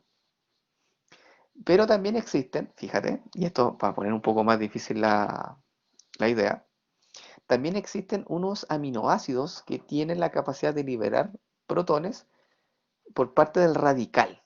Y ese se le denominó pKr. ¿Ya? Entonces el radical a veces puede liberar o captar protones. Y vamos a hablar un ejemplo, uno de ellos. ¿Cuáles son esos aminoácidos que pueden liberar protones? Tenemos la cisteína, la histidina, el ácido aspartico, el ácido glutámico, la tirosina, la lisina y la arginina. Esos tienen pKr asociado. Y estos pKr, la verdad, es difícil sacar un promedio acá, porque son bastante variables. Por ejemplo, tenemos pKr, mira, de 3.86 y tenemos pKr de 12.48. Entonces, esto dificulta un poco el análisis, pero no es tan difícil. ¿Ya? Primero vamos a partir con aminoácidos simples, con estos aminoácidos de aquí arriba, que solamente tienen pK1 y pK2 asociados. Y después vamos a dar un ejemplo de un aminoácido, cualquiera de estos, que tenga un pK1, un pK2 y un pKr asociado, para que podamos entender entonces el ejercicio. ¿Vamos bien? ¿Sí? ¿Vamos bien o no vamos bien hasta ahora? Sí, ya. Entonces, ustedes van a hacer el ejercicio, o sea, yo lo voy a hacer, pero ustedes me van a ayudar. Quiero que elijan de la lista un aminoácido desde la glicina hasta la prolina, para que lo analicemos. Ustedes lo eligen. Alanian, alanian, ya, alanina, perfecto. Alanina, ya, ahí está. Y lo que quiero es que copien estos valores del pK1 y el pK2, porque eso no tienen por qué sabérselos de memoria, eso se los voy a dar. Entonces anótenlo acá en el chat, pongan pK1 2.34, porque vamos a hacer la alanina, que me dijo Millaray. Vamos a hacer la alanina. ¿Ya? Quiero que anoten entonces ahí en el chat. pK1 2.34 y quiero que anoten también el pK2 9.69. Anótenlo. Perfecto, ahí está. Todo lo tienen en el chat porque esos datos los necesito. Ya. Voy a poner una pizarra en blanco y vamos a hacer el ejercicio. Voy a dibujar entonces la alanina. Y como no me la tengo que saber de memoria, lo voy a dibujar en forma genérica. ¿Qué es lo primero que tengo que hacer para dibujar un aminoácido? ¿Cuáles son los componentes mínimos que tiene que tener un aminoácido? O el componente principal. A ver, aquí voy a hacer el dibujo, pero necesito que me ayuden. Ya, la amina, el ácido carboxílico, perfecto. Pero lo primero que hay que poner es un carbono central, porque sin el carbono central entonces no tenemos que enlazar. Posteriormente hago 4 enlaces simples, ¿cierto? ¿Qué más tengo que poner? Ahora sí, los grupos funcionales. Voy a dejar arriba el ácido carboxílico, COO. Y solamente como en forma estratégica le voy a poner protonado, COOH. Pero yo también sé de que ese ácido carboxílico también podría estar como COO menos, ¿cierto? Podría estar de esas dos formas, ¿correcto? ¿Sí o no? ¿Sí? Ya. Y también voy a dibujar aquí el grupo amino.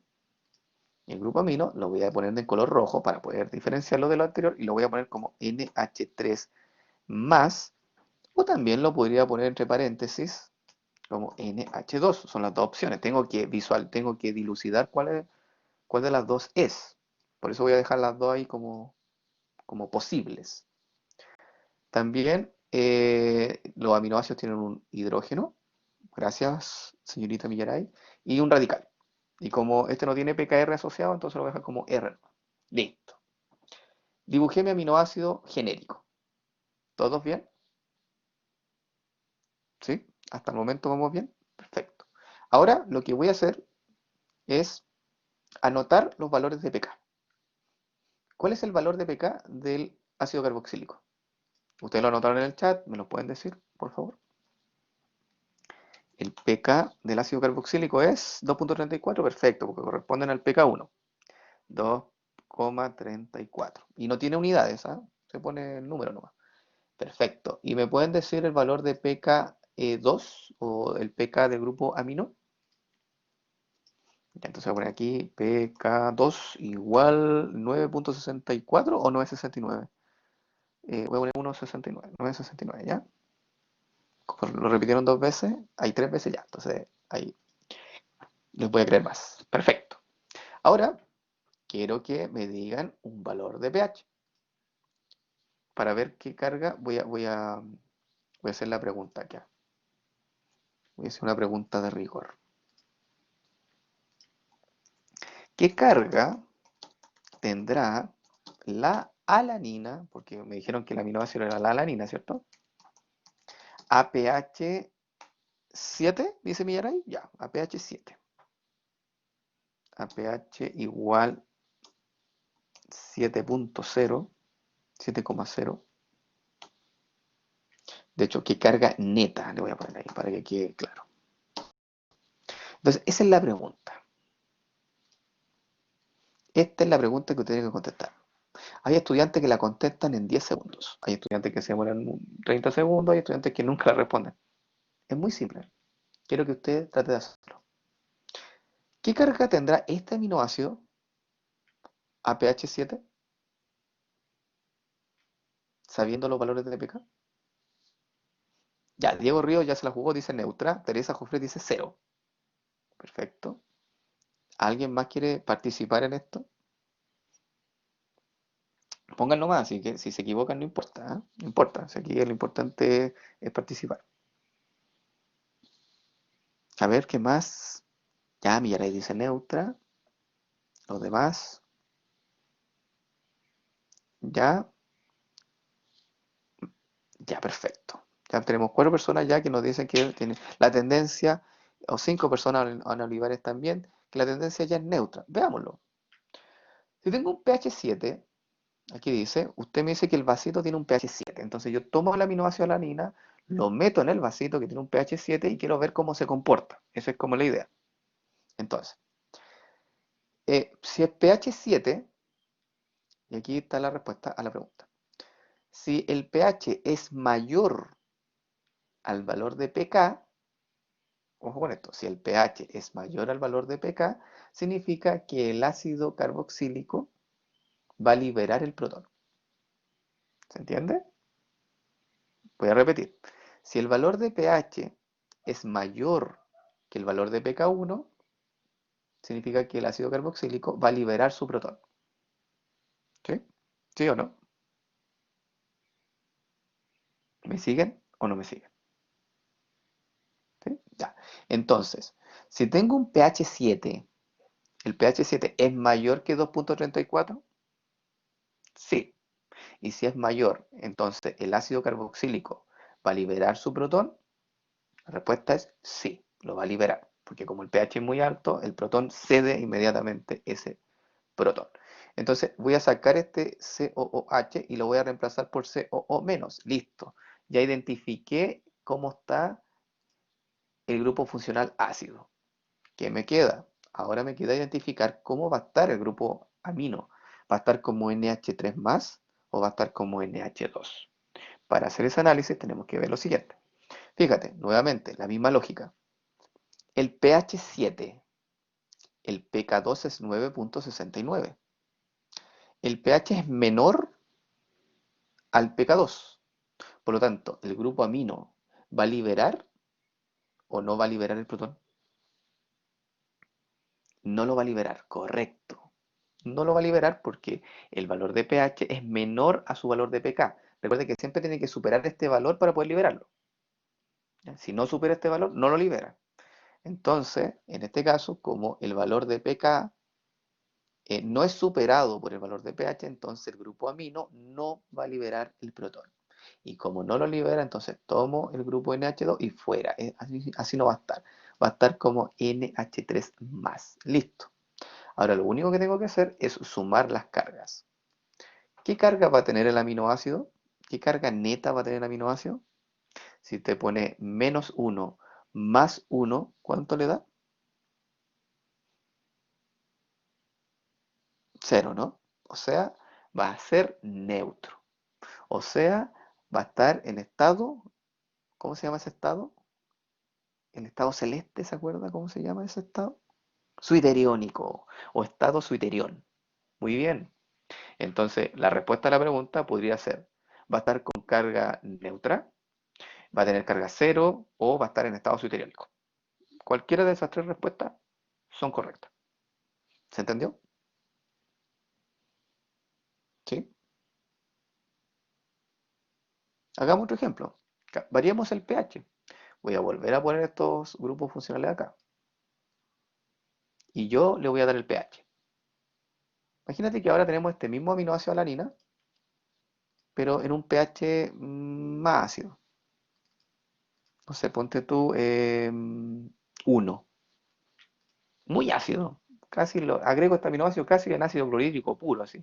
Ácido clorhídrico fumante casi. Em, Vamos uno por uno. O a la misma pregunta. Respóndeme usted la pregunta. ¿Qué carga neta tendrá esta alanina a un pH 1? Hagan el análisis, vean y me responden.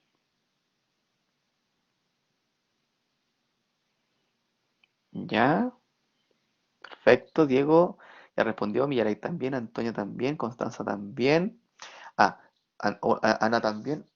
Em, Antonia, solamente una observación.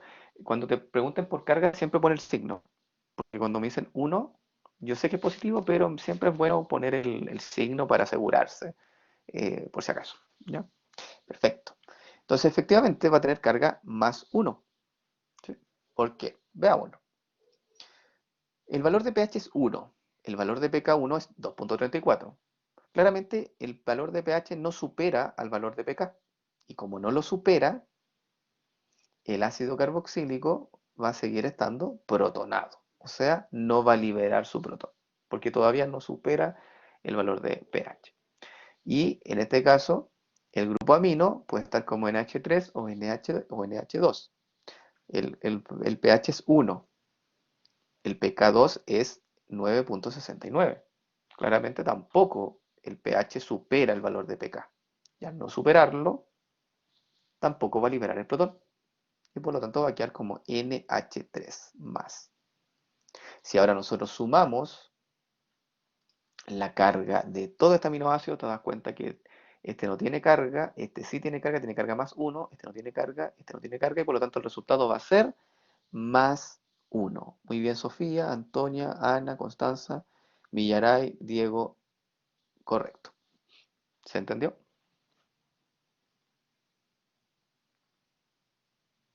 ¿Sí? ¿No? ¿No? ¿Sí? Ya. Súper bien, súper bien. Y ahora hagamos este último ejercicio con un aminoácido que tenga un PKR asociado, para hacerlo un poco más entretenido. ¿Sí? Un PKR. Entonces, quiero que me digan un valor de PKR que usted estima inconveniente. Un valor de PKR, a ver si lo hacen bien. Cualquiera, un valor de PKR que ustedes crean que exista. Ya, 10,07, perfecto. Ah, ya no tenía ahí Millaray, tinosina, ya. Entonces imagínate que el PKR es una tirosina, entonces el PKR va a tener un valor de 10.07. 10, voy a dejarlo en 10 nomás, para que no nos estresemos. Pues 0.7 la verdad no suma tanto más. ¿Ya? Ahí PKR. ¿Ya? 10.07. Y en este caso es una tirosina.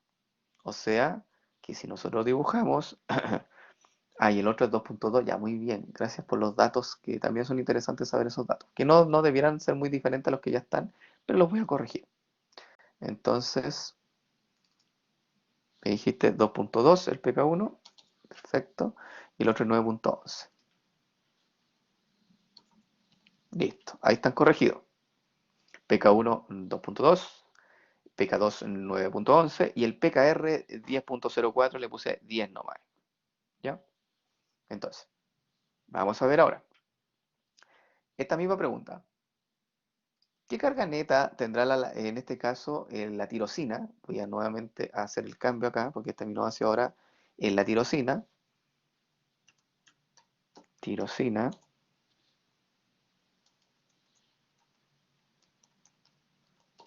A pH, a pH 1, perdón. A pH 1. Voy a poner 1 nomás porque capaz que ustedes vean no hay un 0 y crean que es 10. Ahí sí. ¿Qué carga neta tendrá la tirosina a pH 1? Ya respondió Millaray, dice más 1. Constanza dice más 1. Ana dice más 1. Teresa dice más 1. Veámoslo. Para poder responder esa pregunta, lo que muchas veces necesitan ustedes, chicos, es tener la estructura del PKR, ¿ya? Porque si usted no tiene la estructura del PKR, es difícil saber cómo está el protonado o desprotonado, por si acaso. Así que eso es un dato súper interesante. Si usted quiere saber la carga de un aminoácido que tiene un PKR asociado, tiene que saber la estructura del radical. Tienen que entregársela a usted. Usted no se la tiene que saber de memoria, pero el profesor tiene que entregársela. Así que difícilmente pudieran sacar el valor. Ya, y voy a sacar esta R y voy a darle, yo les voy a dibujar entonces el radical, porque es necesario saber el radical. Entonces voy a dibujar el radical, ahí es un anillo bencénico, más o menos, ahí está, enlaces conjugados. Voy a sacar esto acá, 1, 2, 3, 4, y voy a hacer el grupo funcional OH, que es un alcohol. Ya, ahí sí. Entonces este radical pudiera estar dibujado así, como lo dije arriba, o pudiera estar dibujado así, ¿ok? Son las dos opciones. Ahora sí podemos analizarlo.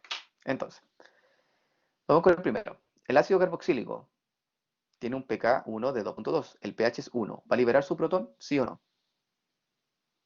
No. Perfecto. Entonces va a quedar como COOH. Listo. El pK2 tiene un valor de 9.11. El pH es 1. El grupo amino, ¿va a liberar su protón? ¿Sí o no? No. Por lo tanto va a quedar como NH3+. Perfecto. El radical.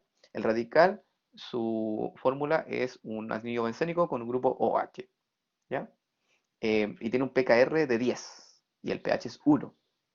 Por lo tanto, ¿va a liberar su protón? ¿Va a liberar este protón? No. Entonces va a quedar así. Entonces, el aminoácido va a quedar efectivamente como se muestra aquí en esta diapositiva y va a quedar con carga efectivamente más 1. Así que muy bien. Aprendieron bien. ¿Alguna duda? ¿No? Ya, último ejercicio con este mismo para que lo sepultemos. pH 14. Listo. Dice, ¿qué carga tendrá la tirosina pH 14? Último. Y aquí solamente para ser majadero con el tema, porque probablemente usted ya lo sabe. Ya, ahí hay discordancia, fíjense. Ya, Antonia eh, corrigió. -2, -2, -2, -2. Ya, correcto. Efectivamente. A pH 14, fíjate, el ácido carboxílico va a estar como COO menos, porque supera el pH, el valor de pK, y por lo tanto se va a desprotonar. Listo. El grupo amino, fíjate, que tiene un pK de 9.11, el pH es 14, se supera el valor de pH, perdón, el valor de pH supera el valor de pK y por lo tanto también se va a desprotonar. Fuera entonces va a quedar como NH2. Listo. Y Y el radical tiene un pKr de 10, pero el pH es 14, por lo tanto también supera el pKr y también va a liberar el protón. Por lo tanto, voy a sacar este hidrógeno de acá, ¿cierto? Y voy a poner la carga negativa. Listo. Entonces, si ahora sumo, me va a quedar eh, menos, menos 1, menos otro 1, serían menos 2. ¿Sí? Serían menos 2 en la carga final del aminoácido. Millaray-Busto dice, ¿queda menos 2 o por el O? Sí, exactamente, por el oxígeno negativo y por el CO. Efectivamente, sí, queda menos 2 por eso. Efectivamente. Pero si el pH es justo 10, por ejemplo, se libera el protón, igual en el caso del radical. Buena pregunta, Constanza. Excelente pregunta. Mira, lo voy a dejar aquí, voy a poner aquí. Esa es una pregunta capciosa. Aquí en la solemne nosotros no la preguntamos, ¿ah? Porque es mala onda esa pregunta. Si tú pones un pH 10 y justamente es igual al pKr, ponte tú que sean el mismo, eso significa que el radical se encuentra en equilibrio. ¿A qué se refiere? Voy a poner aquí, voy a sacar, aquí voy a poner hidrógeno, ahí sí. Voy a sacar este signo negativo de acá para que podamos visualizarlo bien. Ahí sí. ¿Te das cuenta que el radical puede estar negativo o puede estar con el hidrógeno? ¿Sí? Esas son las dos opciones del radical en este caso. Si el pKr es igual al pH, significa que vas a tener aminoácidos, un 50% de los aminoácidos que estén ahí van a estar con el radical desprotonado. Y el otro 50% va a tener el radical protonado. ¿Sí? Porque cuando tú agregas aminoácidos a un vasito, tú no agregas solamente un aminoácido, Constanza. ¿Sí? Puedes agregar 100 aminoácidos, del mismo tipo, pero 100. ¿Ya? Por ejemplo, por darte un ejemplo, no puedes agregar una molécula, eso es como, no, eso es ficticio. Agregar una molécula, muy complejo. Entonces lo que se agrega es el aminoácido alanina, no sé, un gramo, ponte tú, pero en ese gramo pueden haber 10.000 moléculas de alanina o 10.000 moléculas de tirosina. Y en ese caso, entonces, el porcentaje se distribuye en un 50 y 50. ¿Qué quiere decir esto? Si tenías 10.000 aminoácidos tirosina en un medio con pH 10, 5.000 van a estar así y 5.000 van a estar de esta otra forma. Eso pasa cuando justamente el pH es el mismo que el valor de pKr o cualquier pK. ¿Está bien? Sí, pero como te digo, esa pregunta es como más mala onda, como más química. Ahí yo creo que a los estudiantes de química se les puede hacer esa pregunta para ver que entiendan bien el proceso. Pero para ustedes, no. Ya. ¿Dudas con esto? No. Súper. Ninguna duda. Ya. Aquí al menos hay dos preguntas de solemne. Ya llevamos tres. La primera de clasificación de aminoácidos y la segunda de titulación de aminoácidos. Sofía, cuénteme. Profe, pero esto es con respecto a las cargas. Es que tengo Ujú. escrito dos cosas distintas, yo creo que me equivoqué. En, en un pH ácido, para que quede con carga positiva, para que quede como catión el aminoácido, quien capta, digo, el protón, ¿es el grupo carboxilo o es el grupo amino? Ambos. Ambos. Ambos. Sí. Mira, fíjate, voy a poner la imagen anterior para que te des cuenta. Dame un segundo.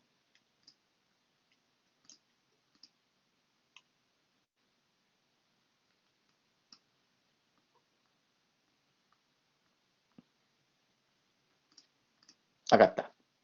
Fíjate, aquí está. Para que quede como cation, más uno, ¿cierto? Ambos tienen que captar protones. O ambos, más que captarlo, yo diría, no tienen que liberarlo. Es que básicamente es lo mismo, pero con unas palabras un poco más llevaderas, diría yo. ¿Sí? Que ninguno libere el protón, más que captarlo, porque suena raro como captarlo, ¿cierto? Sí, ¿Sí? Como ninguno de los dos libere nomás su protón y que los dos se queden con su protón. Ahí lo diría yo en forma más simple, como para no para no confundirnos con los conceptos. ¿Sí? Ya, gracias. Ok. Ya, ¿más dudas, chicos? ¿No? Por favor, pregunten. Esto es súper importante. Ya.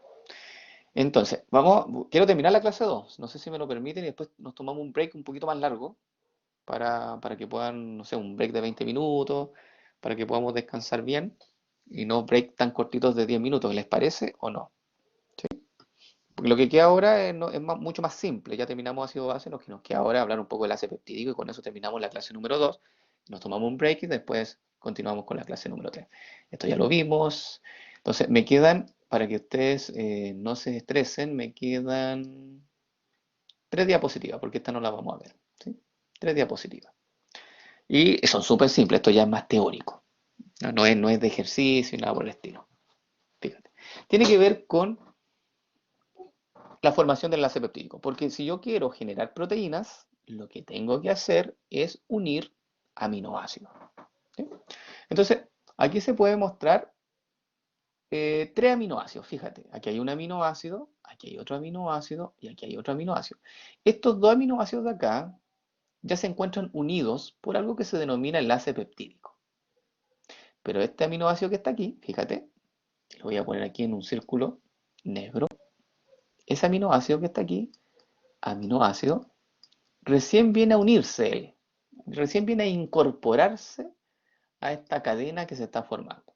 Entonces, para poder unirlo, se requiere de una reacción química y se requiere de la formación de un enlace. Y ese enlace se llama enlace peptídico. Y ahí está puesto nuevamente, ahí se formó el enlace peptídico. ¿Sí?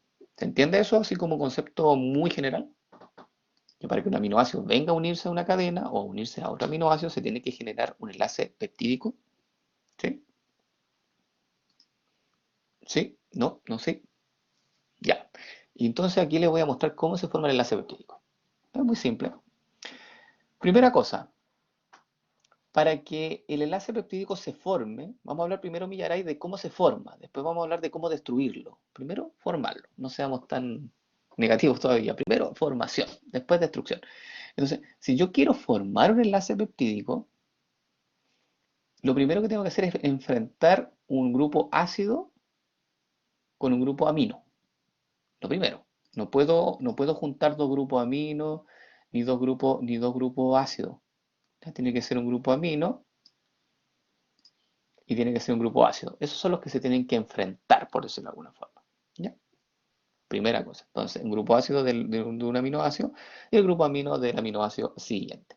Entonces, cuando se enfrentan estos 2 grupos funcionales, ocurre un proceso de deshidratación. Anote eso, un proceso de deshidratación, en donde, ahí puse deshidratación, en donde este grupo OH del ácido carboxílico se junta con este hidrógeno del grupo amino. Y eso hace que se genere una molécula de agua, H2O, que se libera al medio. Y como se libera, este nitrógeno que está aquí, que estoy apuntando con mi mano, se junta con este carbono y se unen, como se muestra aquí abajo, el nitrógeno con este carbono. Y ese enlace se denomina enlace peptídico. ¿Ya? Bien, ¿se dieron cuenta, no? Sí, el proceso también se denomina de condensación. Así que lo voy a poner aquí. Entonces son los nombres que usted puede encontrar en los textos. Proceso de deshidratación, proceso de condensación, ¿ya? Dice la deshidratación es entre el OH y el hidrógeno. Efectivamente, como el proceso se llama deshidratación porque efectivamente hay una liberación de moléculas de agua y se genera claramente esta agua, como dice Millaray, se genera por la unión de este grupo OH del ácido carboxílico con este hidrógeno del grupo amino. Que esto se desprende básicamente, se libera al medio. ¿Sí? Y ahí se genera entonces este enlace que se denomina enlace peptídico. ¿Bien?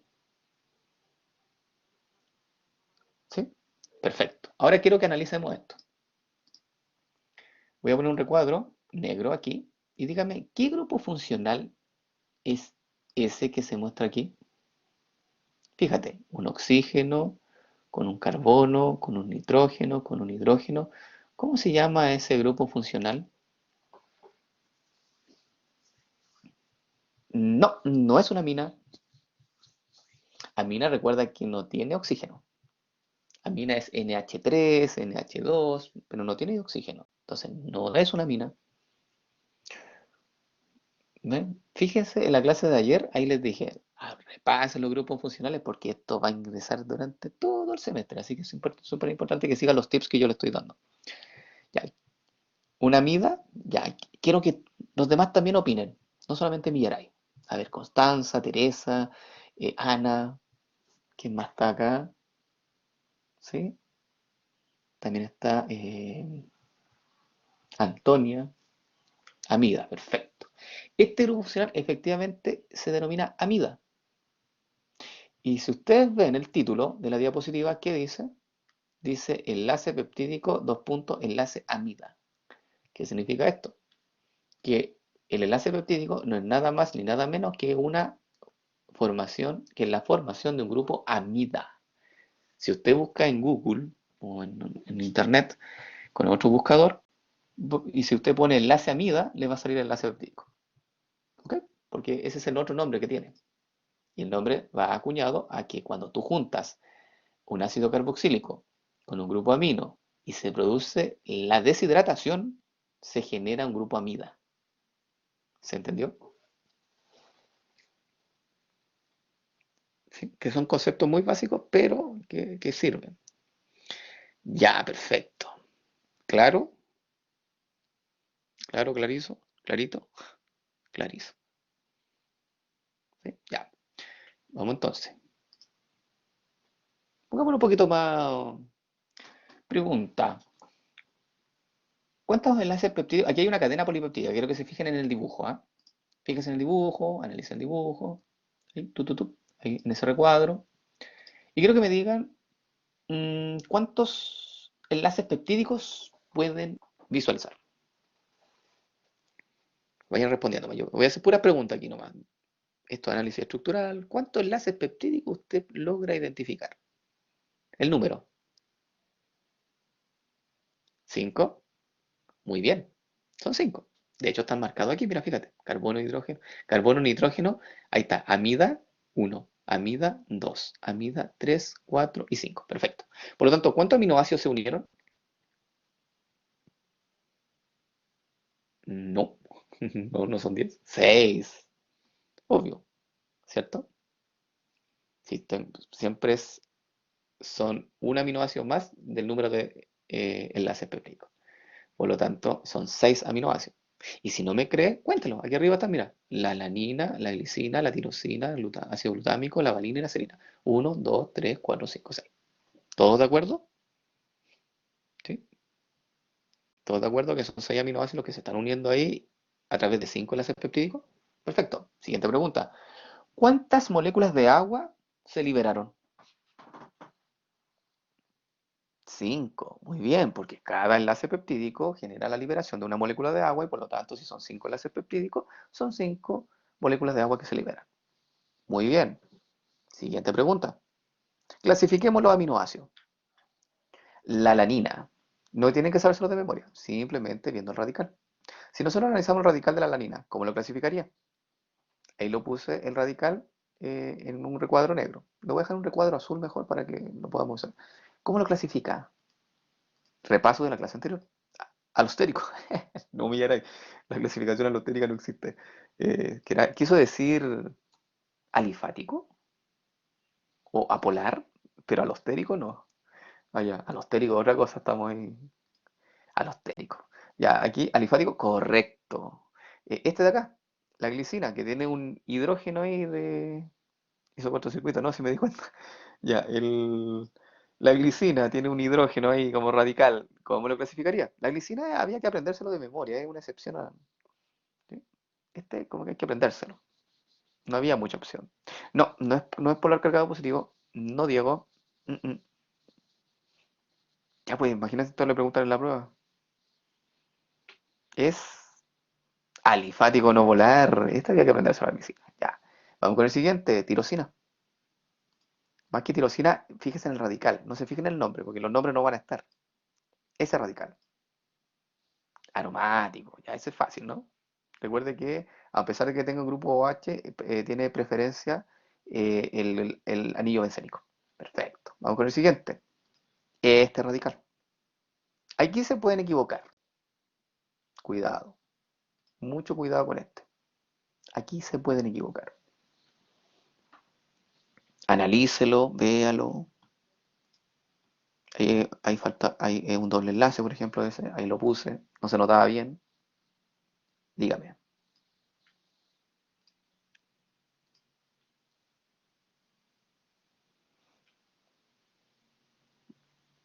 Wow, ya aquí tenemos, imagínate esto, y este sale en la prueba, generalmente. Y tenemos discordancia, porque tenemos aroma, no, perdón, me dicen polar no cargado, otro me dicen, Diego me dice polar negativo, otro me dicen polar no cargado, Sofía me dice alifático, Catalina me dice polar no cargado y Tamara me dice polar negativo. Ya, fíjate, ¿qué grupo funcional tiene este radical? Fíjate, ¿qué grupo funcional es ese?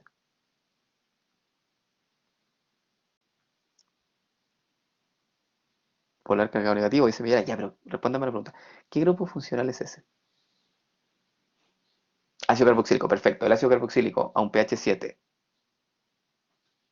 ¿va a liberar su protón o no? Un ácido carboxílico a pH 7, ¿va a liberar su protón? Por supuesto que sí. Porque el valor de pK, y eso es lo que vimos hace un momento atrás, el valor de pK promedio del ácido carboxílico es 2. Y si el pH 7 por lejos superó el pH 2 y lo más probable es que esté desprotonado. Y por lo tanto, la clasificación de este aminoácido, que se llama ácido glutámico, es polar cargado negativo. Por eso le dije que aquí podía equivocarse. ¿Bien? ¿Quedó claro? ¿Sí? Ese es el análisis que usted tiene que hacer. Si usted ve que tiene un ácido carboxílico en el radical, inmediatamente lo clasifica como polar cargado negativo. ¿Sí? Ya, les voy a creer. Vamos con el siguiente.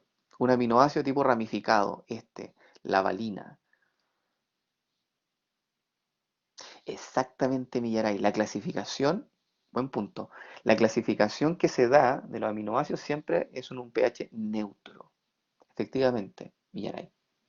Esa clasificación que yo les di la clase pasada siempre va de la mano con un pH neutro porque es el pH que está en la mayor parte de nuestras células, ¿sí? Del cuerpo humano. El pH sanguíneo, por ejemplo, es más o menos un pH.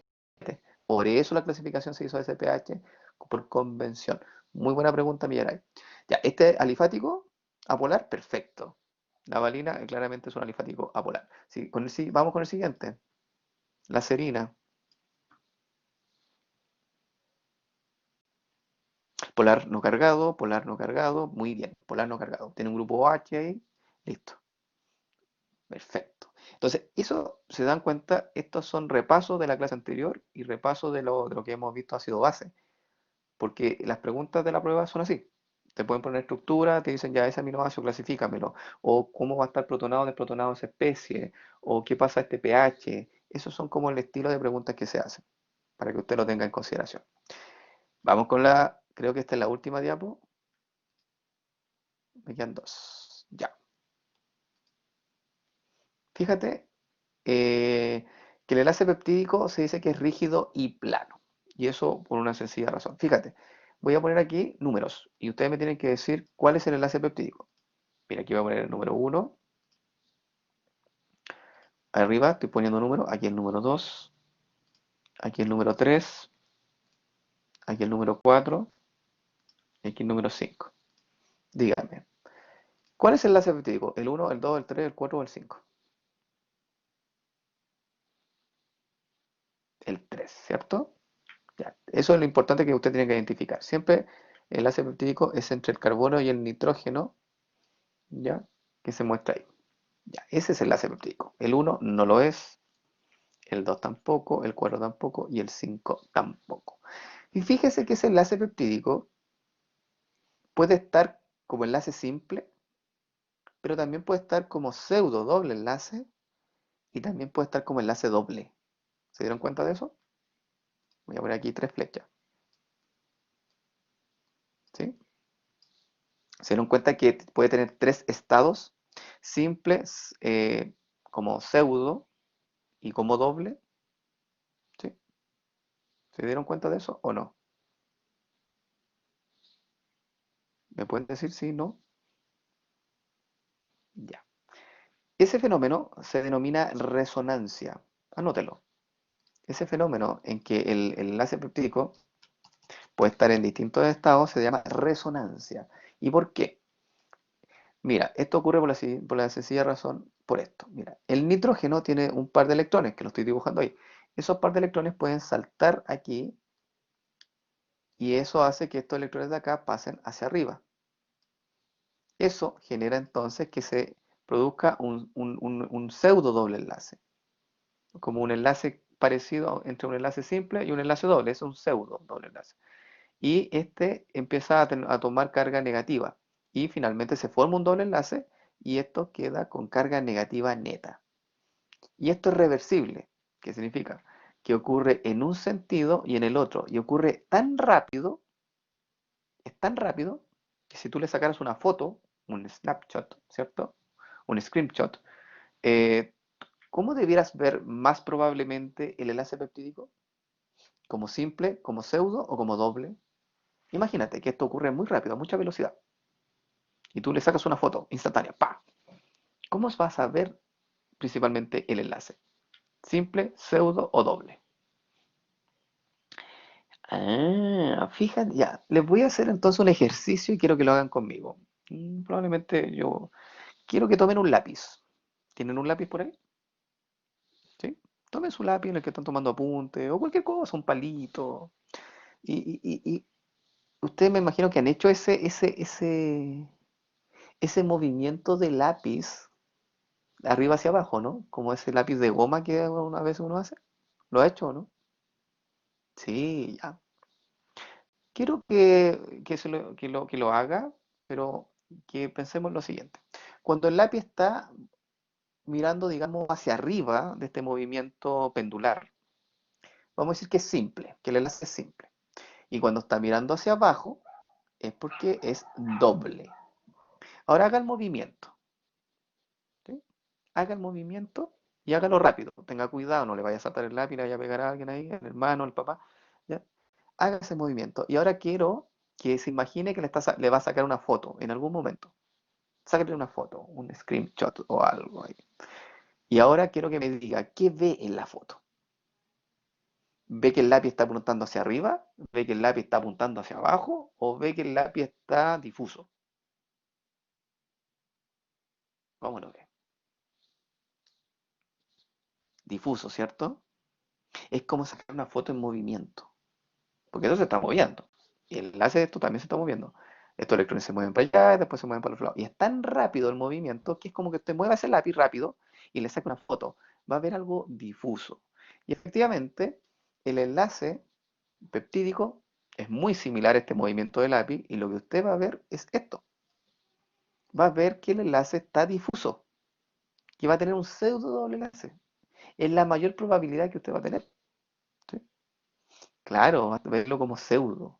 Porque, mira, simple está una vez, pasa pseudo, una vez, pasa doble, una vez, y de doble se retrocede a pseudo. Entonces, en pseudo vaya a tenerlo dos veces, va a tener una mayor probabilidad de encontrarlo como pseudo más que como simple o como doble. Y efectivamente este ejercicio que yo le di, que es el movimiento de un lapicito, ¿cierto? Y que tú le saques una foto, lo más probable es que lo encuentres como pseudo. Lo vas a encontrar así como ni simple ni doble, ni arriba ni abajo, como al medio. ¿Se entendió? ¿Sí? Ya. Y ese pseudo enlace que tú dices, bueno, ¿y para qué me sirve saber eso? Como, ya, qué bien que se usó un pseudo doble enlace. Bueno, esa resonancia que se genera este pseudo doble enlace que hace, que le da dos características al enlace peptídico. Una es que hace que el enlace peptídico sea rígido y que sea plano. Y es lo que se muestra acá. El enlace es este es el enlace peptídico entre carbono y nitrógeno, el que se muestra acá. ¿Se dan cuenta que se forma un plano? Que es como un vidrio que ponen acá, un plano. Y esto es muy simple. ¿Por qué se genera un enlace rígido y plano? Porque la conexión entre el carbono y el nitrógeno no es un enlace simple, sino que es un pseudo doble enlace. Y se lo voy a explicar con un ejemplo muy sencillo. Usted, quiero que se imagine dos pelotas de Plumavit. ¿Ha trabajado con pelotas de Plumavit alguna vez en su vida? ¿Sí? Como haciendo actividades manuales, qué sé yo. Ya. Y quiero que tenga dos palitos de estos mondadientes. ¿Ya? Que se imagine que tiene materiales, dos pelotas de Plumavit, dos palitos de mondadientes. Ya. Quiero que primero lo que haga es conectar una pelota de Plumavit, imaginariamente, con otra pelota de Plumavit con un mondadiente nomás. Como se muestra aquí en la imagen. Esta va a ser una pelota de Plumavit, este carbono, y esta va a ser la otra pelota de Plumavit, que es este nitrógeno. Y quiero que lo conecte con un solo mondadiente, o un solo palito, o un lápiz, como usted quiera. Mi pregunta es, ¿van a girar estos átomos? ¿Tú puedes girar una pelota de Plumavit y la otra? Si están conectados solamente por un palito o por un mondadiente, ¿puedes hacer el giro? ¿Sí o no? ¿Pueden girar las pelotitas libremente? ¿No? ¿Sí? ¿Sí? ¿No? ¿No? Imagínate, tiene una pelotita conectada con un lapicito, con otra pelotita, tú puedes girarla sobre el eje, tú puedes girarlos sobre el eje, ¿sí? Me refiero, por ejemplo, así, mira, puedes girar esta pelotita para allá y esta otra pelotita para acá, solamente conectados por un enlace. La respuesta es sí, puedo girar eso. Pero ahora quiero que le pongas un segundo mondadientes al ladito. Ahora, mi pregunta es, ¿vas a poder girar libremente ahora las pelotitas? Si ahora le pusiste un segundo palito, ¿mm? ¿Sí o no? No, ¿cierto? Y si no, y si lo haces, y si lo quieres girar, lo más probable es que rompas las pelotitas. Y eso no queremos hacerlo. Ya, pues los átomos no se rompen. Entonces, así se comporta un pseudo doble enlace. ¿Qué es lo que hace el pseudo doble enlace? Genera aquí un segundo enlace que hace entonces que estos átomos, carbono y nitrógeno, no puedan girar libremente. No como lo hacen estos de acá, estos sí giran porque un enlace simple, estos sí giran porque un enlace simple, pero el enlace peptídico que muestro aquí con el mouse, entre carbono y nitrógeno, como no es un enlace simple, es un pseudo doble enlace, no gira libremente. Y al no girar, se dice que es rígido. Es como conectar dos pelotas de Plumavit con dos palitos, ¿cierto? Difícil girar eso, y si lo gira mucho se va a romper. Bueno, ¿ok? Y eso hace que sea plano, que se genere un verdadero plano, como estas pelotitas no pueden girar, estos átomos no pueden girar sobre su eje, se genera este plano. ¿Se entendió? Esto en presencial es mucho más simple explicarlo, acá tienen que usar un poco la imaginación, ¿cierto? En presencial pone un dibujito, ¿cierto? Y pone unas pelotas y listo, y se acabó. ¿Sí? Ya. ¿Alguna duda con esto? ¿No? Vamos entonces con lo último, que es muy simple, que es un dato nomás, un dato que puede ser interesante. Fíjate, voy a anotar aquí el número si usted me va a decir cuál es el enlace peptídico. Este, el 2, el 3, el 4. ¿Cuál de esos cuatro es el enlace peptídico? El uno, el 2, el 3 o el 4.